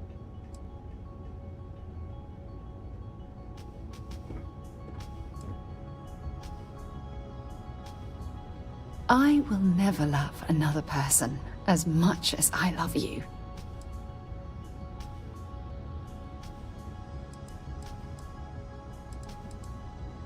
I'd be happy to carry a few things for you.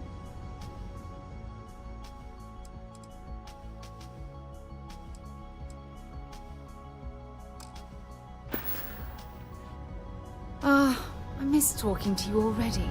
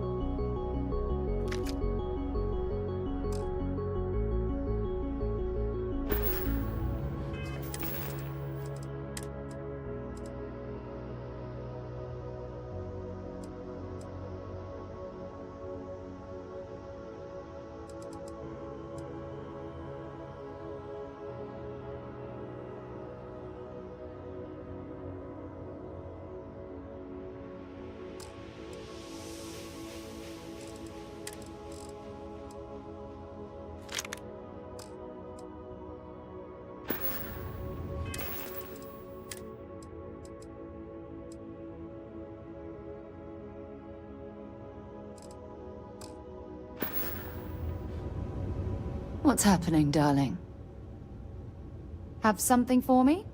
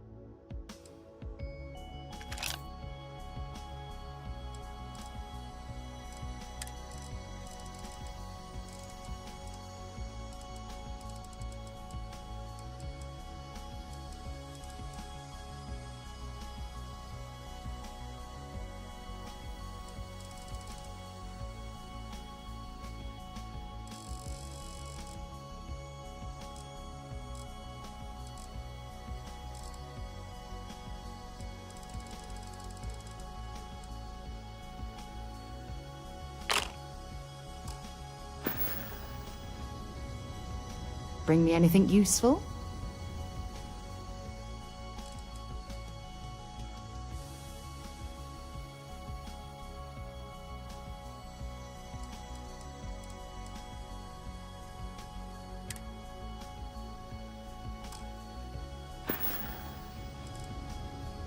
Talk to you again soon, darling.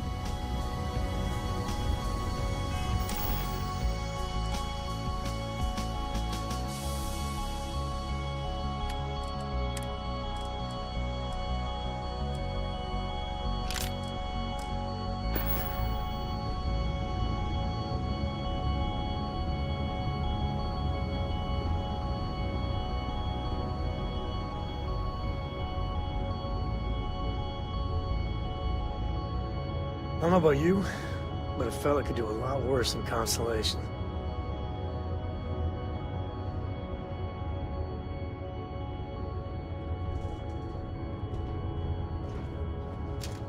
You've got my attention, Captain.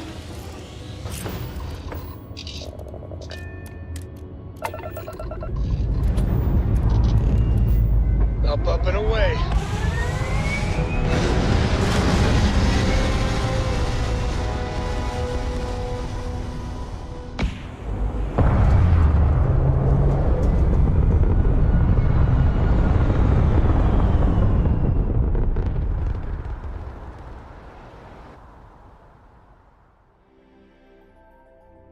Orbital insertion done. Time to dance among the stars. Lay it on me.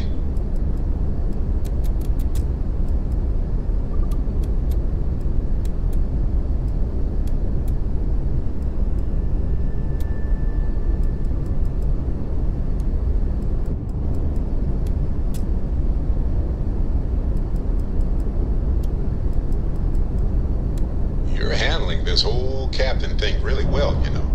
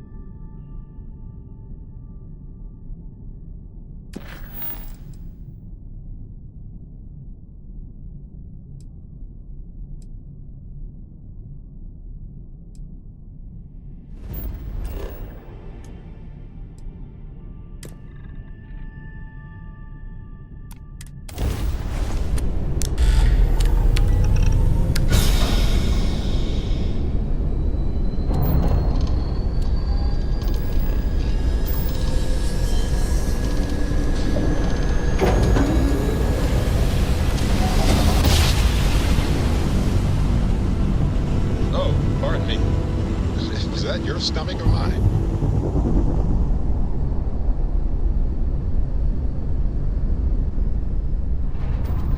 No matter how many times we jump, it never gets old.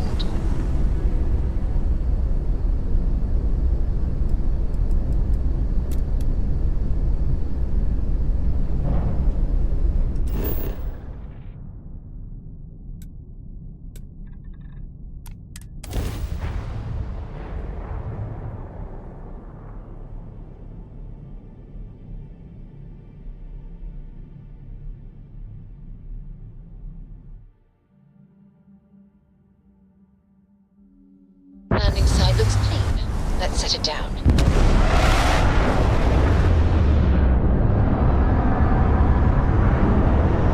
Sorry, I was lost in a memory for a moment there. How can I help?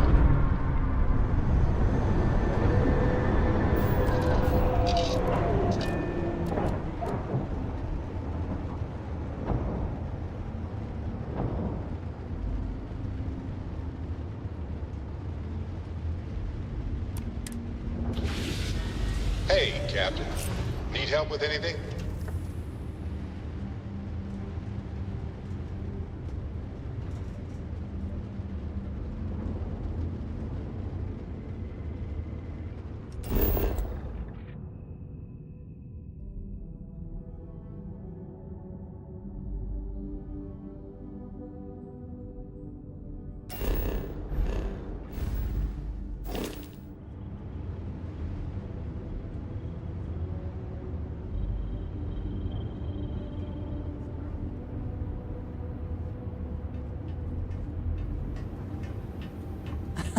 My favorite person.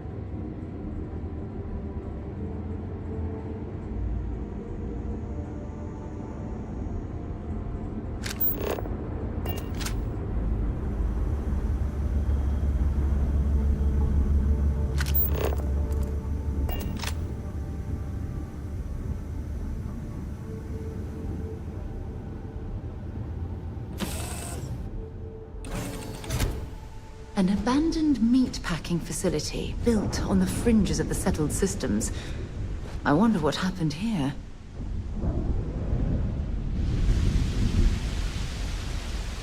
Captain, do you require my assistance?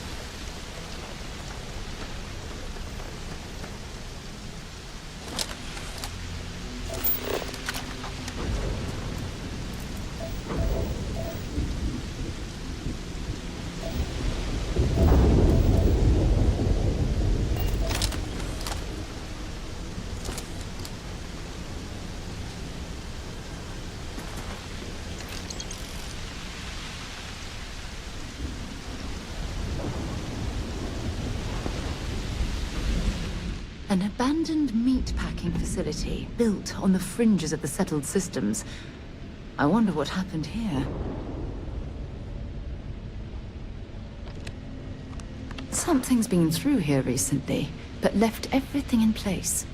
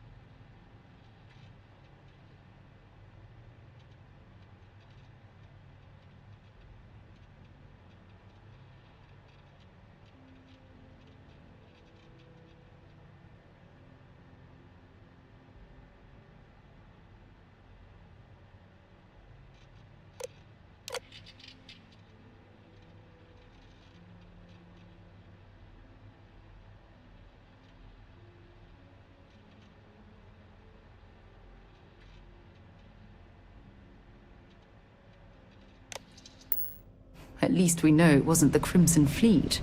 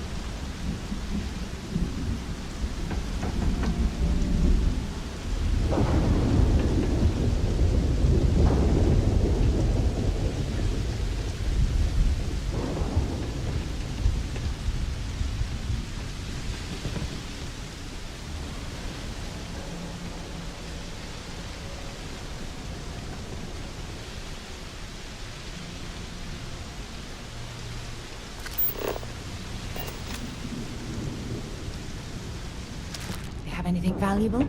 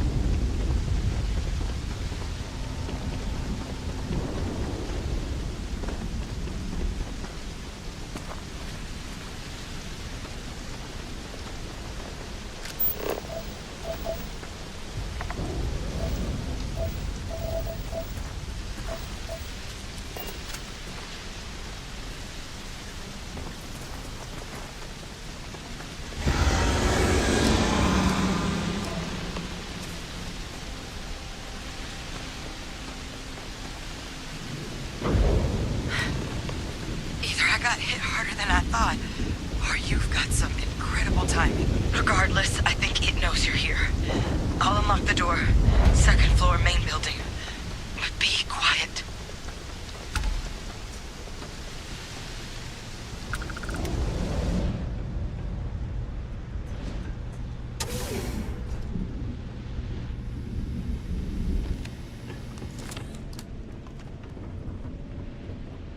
So what do we got here? Too clean to be one of the settlers.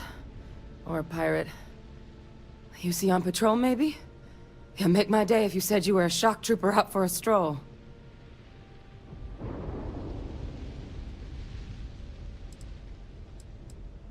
Vanguard, huh?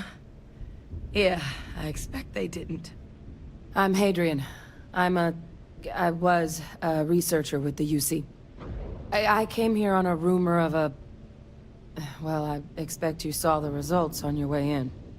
What's left of the settlers? The work of Oxysio Machina. A terramorph. One of the nastiest aliens humanity's ever crossed paths with. And this one, well, it's something of an anomaly. Possibly a worrying one. I can't believe that a terramorph did all this damage. I mean, I've heard the stories, but to see the decimation firsthand...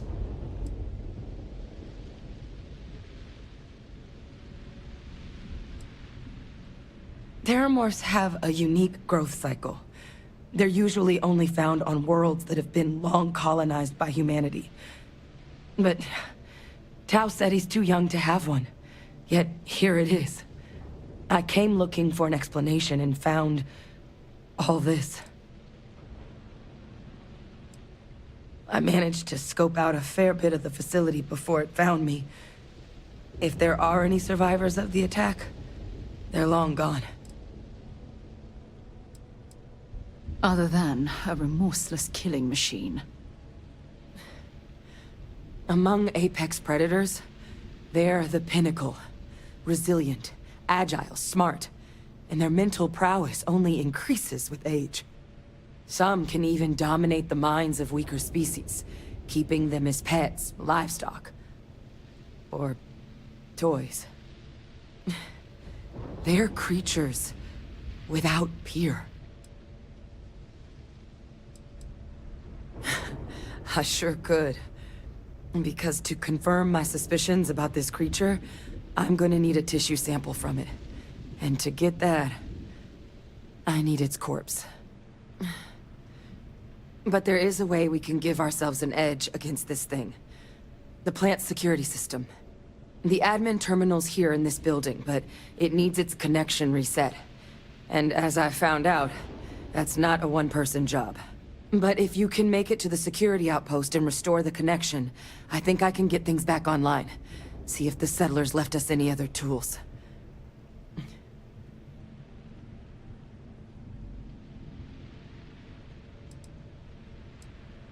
It's the building in the middle of the facility. The terminal in there should allow you to grant me access to the system as a whole. Then we can see about getting things back online. The settlers outfitted most of the buildings with turrets at some point.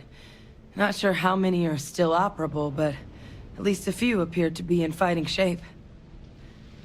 There were also some sensors scattered around the facility that I didn't recognize. But those are honestly all just educated guesses until we get the connection reset.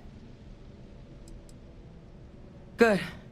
Once I see the connection reset, I'll get things underway on my end. Take care of yourself out there.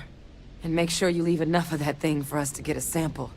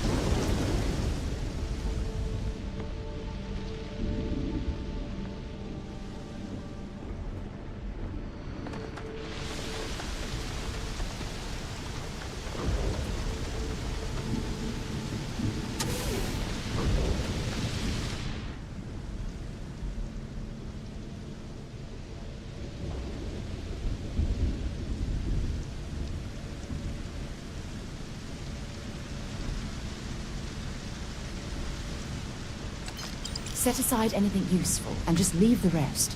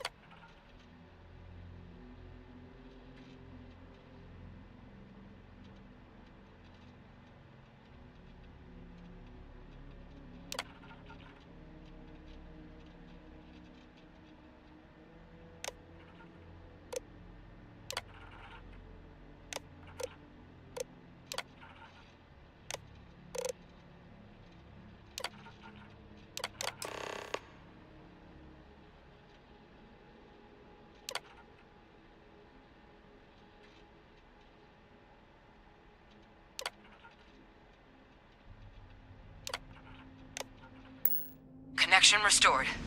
I'll make this quick. Plant's turrets took a beating, but I should be able to get you a couple of kill lanes.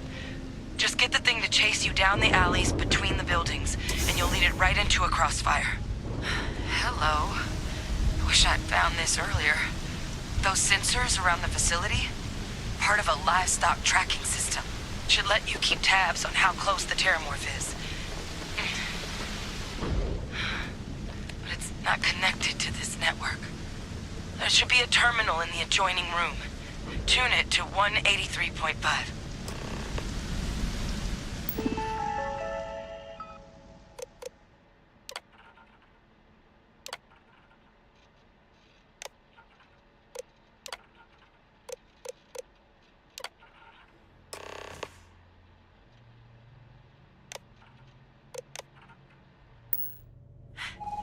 Tracker's reading green. And what's that sound? The security lockdown is active. Shit. Stop. Stop whatever you're doing and get in cover. It's on the move.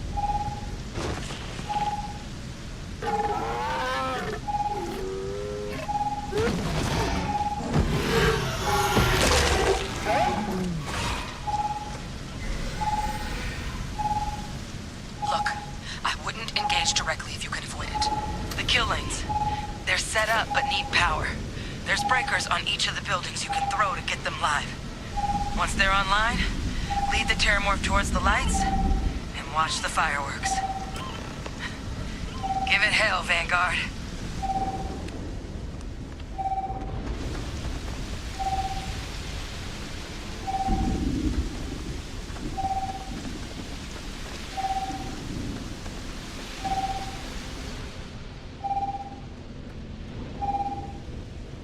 Additional power input required.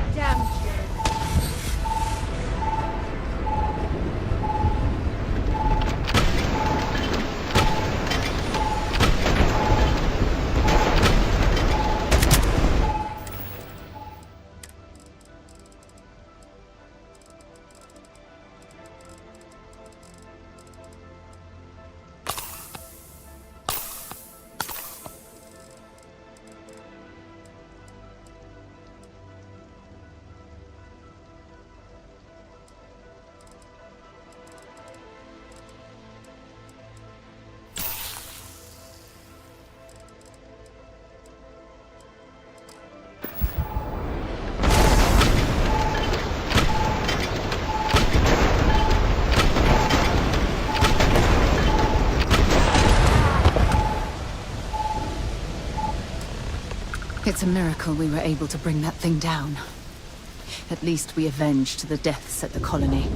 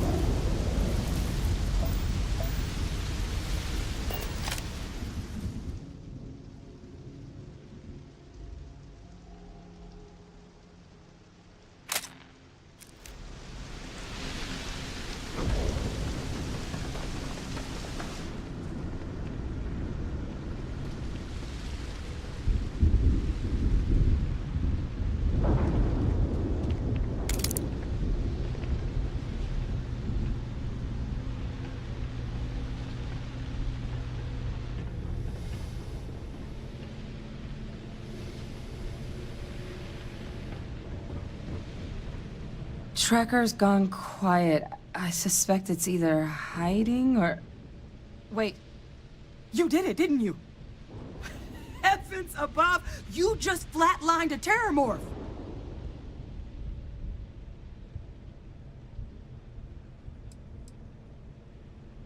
No offense intended. Now, I've just known whole Marine squads who couldn't take down a terramorph. To do it yourself? That's something else. You didn't happen to grab me a tissue sample, did you?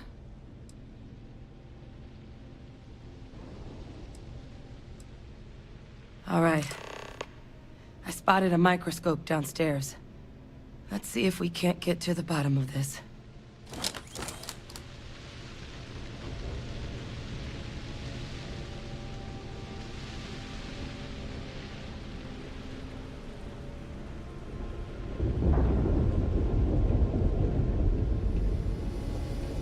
Well, well.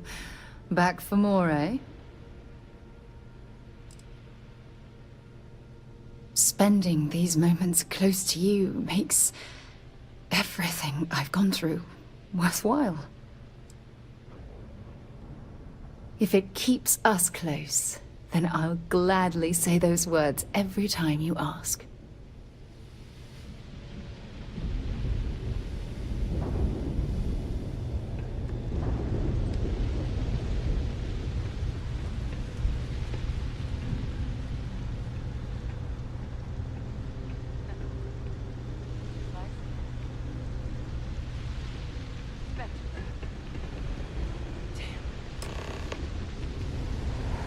This equipment, it's not set up to do a proper analysis of our sample.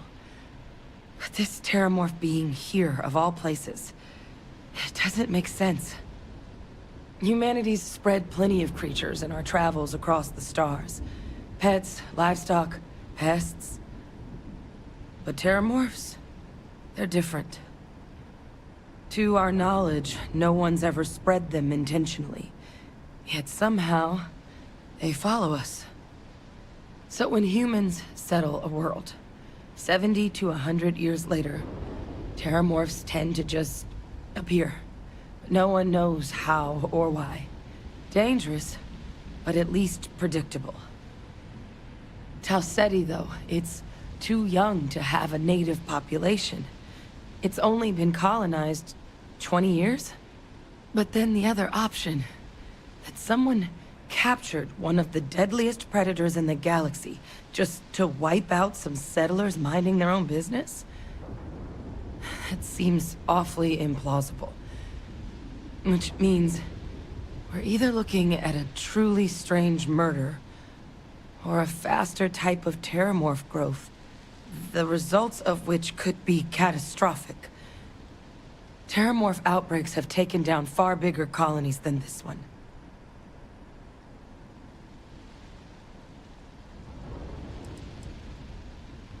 They have. They even took down an entire city once. A place called Londinium had to be quarantined due to a massive outbreak during the Colony War. It's the only known loss of that scale, but it's the reason why any change in our relationship with these creatures needs to be taken very seriously.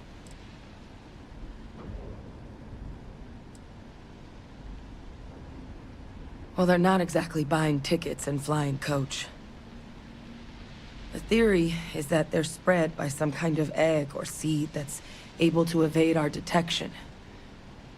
But how the hell an undetectable egg turns into a terramorph without anyone noticing is a question no one's ever found an answer to. And it's why what's happened here could be real bad news for the rest of human civilization.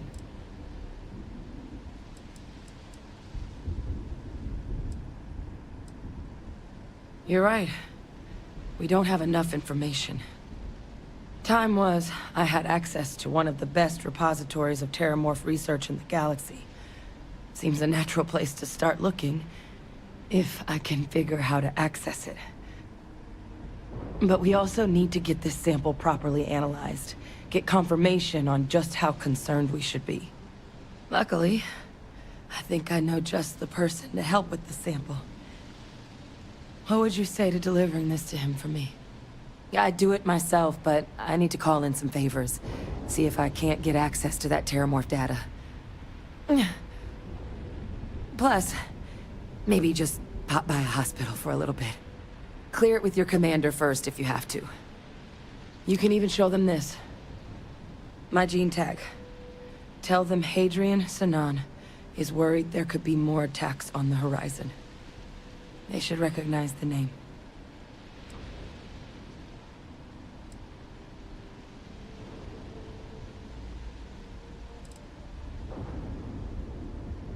I was. Long time ago. Family tradition. But I know some of the folks from my old unit moved into the Vanguard. A couple even owe me favors. If I'm lucky, your commander is one of them.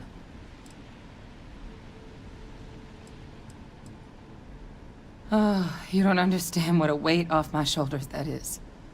I need Dr. Percival Walker to put together a sample analysis for this thing. Full workup. He'll know what that means. I'm not sure exactly where to find him, but last I heard he was contracting with the Trade Authority on Mars. There's a place called the Sixth Circle in Sidonia. Bar run by some old friends. I'll meet you and Percival there. And here. It's not exactly a bounty, but you certainly deserve them. Should cover the cost to fuel to Mars, at least. Now please, go check in with your commander. We need to know what we're dealing with.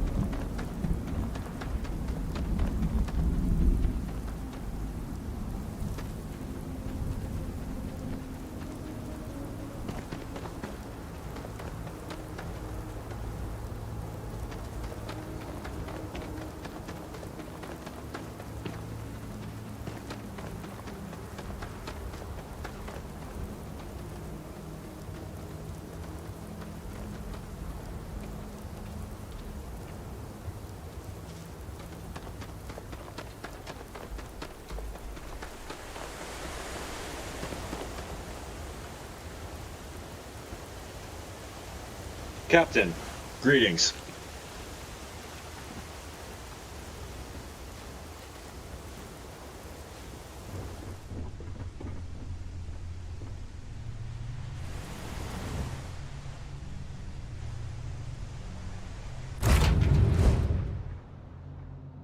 Right, Captain. Where are we headed next?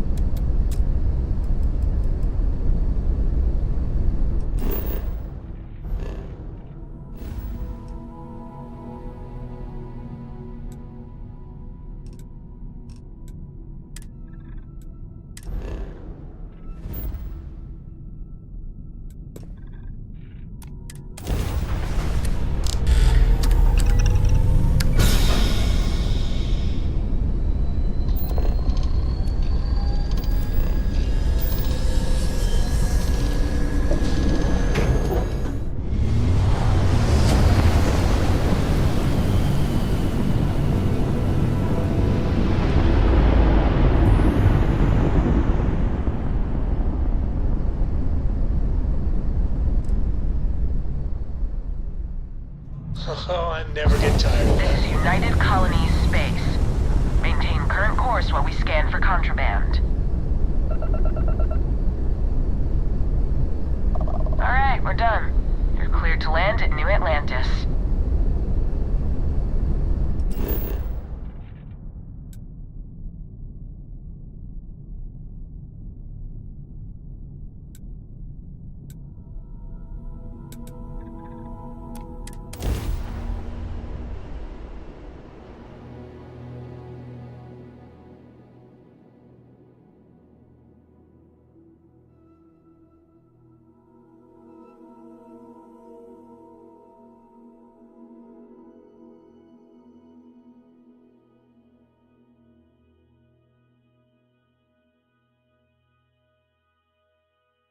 I have things for you. The two of us make quite the pair, eh? I certainly do. It's all yours.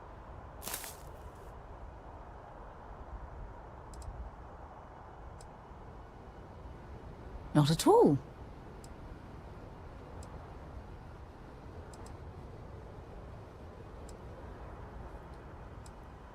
There was a particular someone back in my days with the UC Navy. We actually became quite close at first. But as I rose in rank, I became more interested in my career than what she needed from me. I let her drift away. By the time I realized what was happening, it was too late. She requested a transfer, and I lost touch. Anyway, I've dated other men and women at various points in my life, but I'd hardly classify any of them as relationships. As you might have guessed, I tend to concentrate on work and let my personal feelings fall by the wayside. It often drives others away.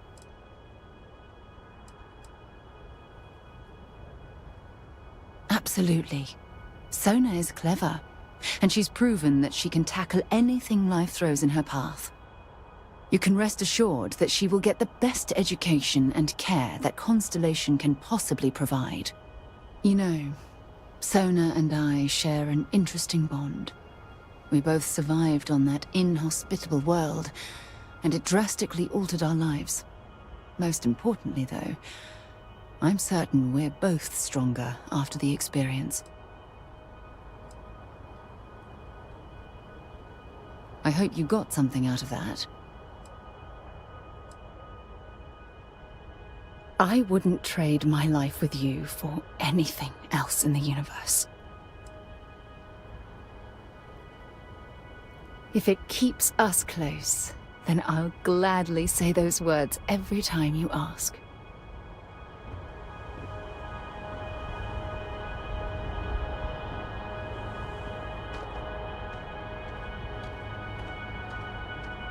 Need some work done? You should inspect your ship for heat leeches every couple landings. They'll cause plenty of havoc if left unchecked. Okay, no problem.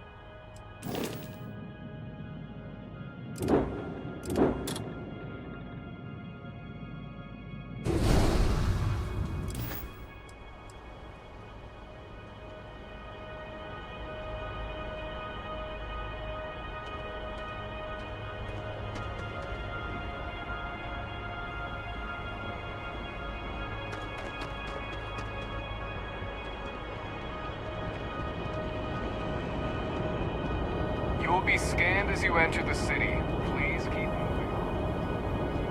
Okay, no bounty. You're clear. Enjoy your visit.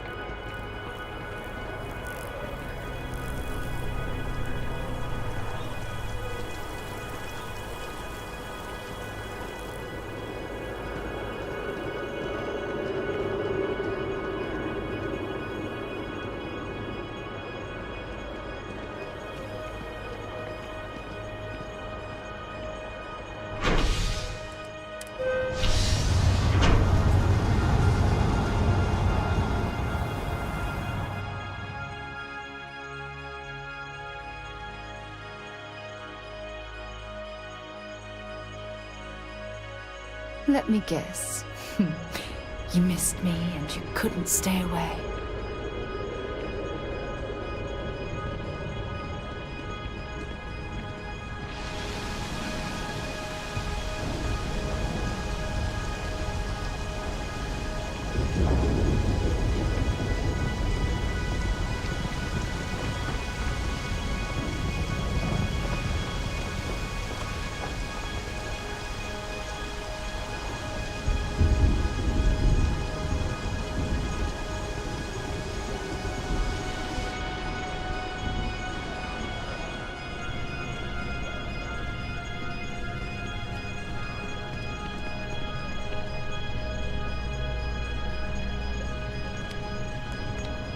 Look who's back. All set with that probationary mission? We can do your debrief and formally welcome you into the Vanguard whenever you're ready. A terror? What? How did you walk away with the terramorph tissue sample running comms repairs? What happened to the settlers?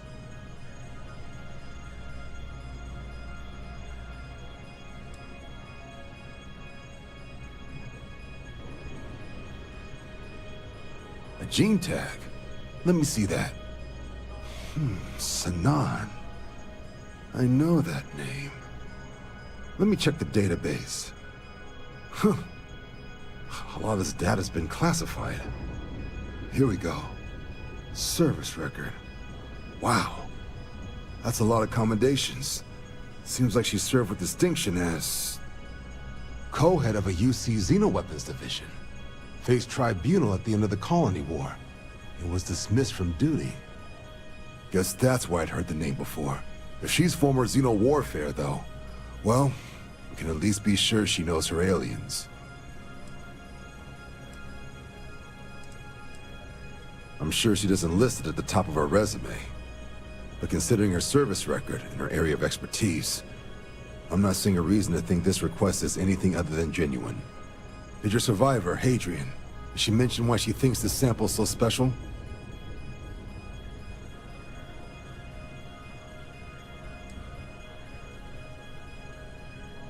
She thinks there could be more of these? This has been one of the more surprising debriefs I've ever been a part of. I did actually have another mission lined up for you, supporting UC system defense against the Crimson Fleet. But now I guess you have two options on how to proceed. Head to the UC Vigilance and help out SysDef, or deliver that sample. I'll make sure you've got the proper clearances for either path. Consider these your first official orders. And here, so everyone knows you're working with the Vanguard. Welcome to the Navy, Captain. Vanguard's also got some custom ship modifications. You'll be cleared for access to them next time you're down at the spaceport. Talk to ship services. Now, if there wasn't anything else, I suggest you move out.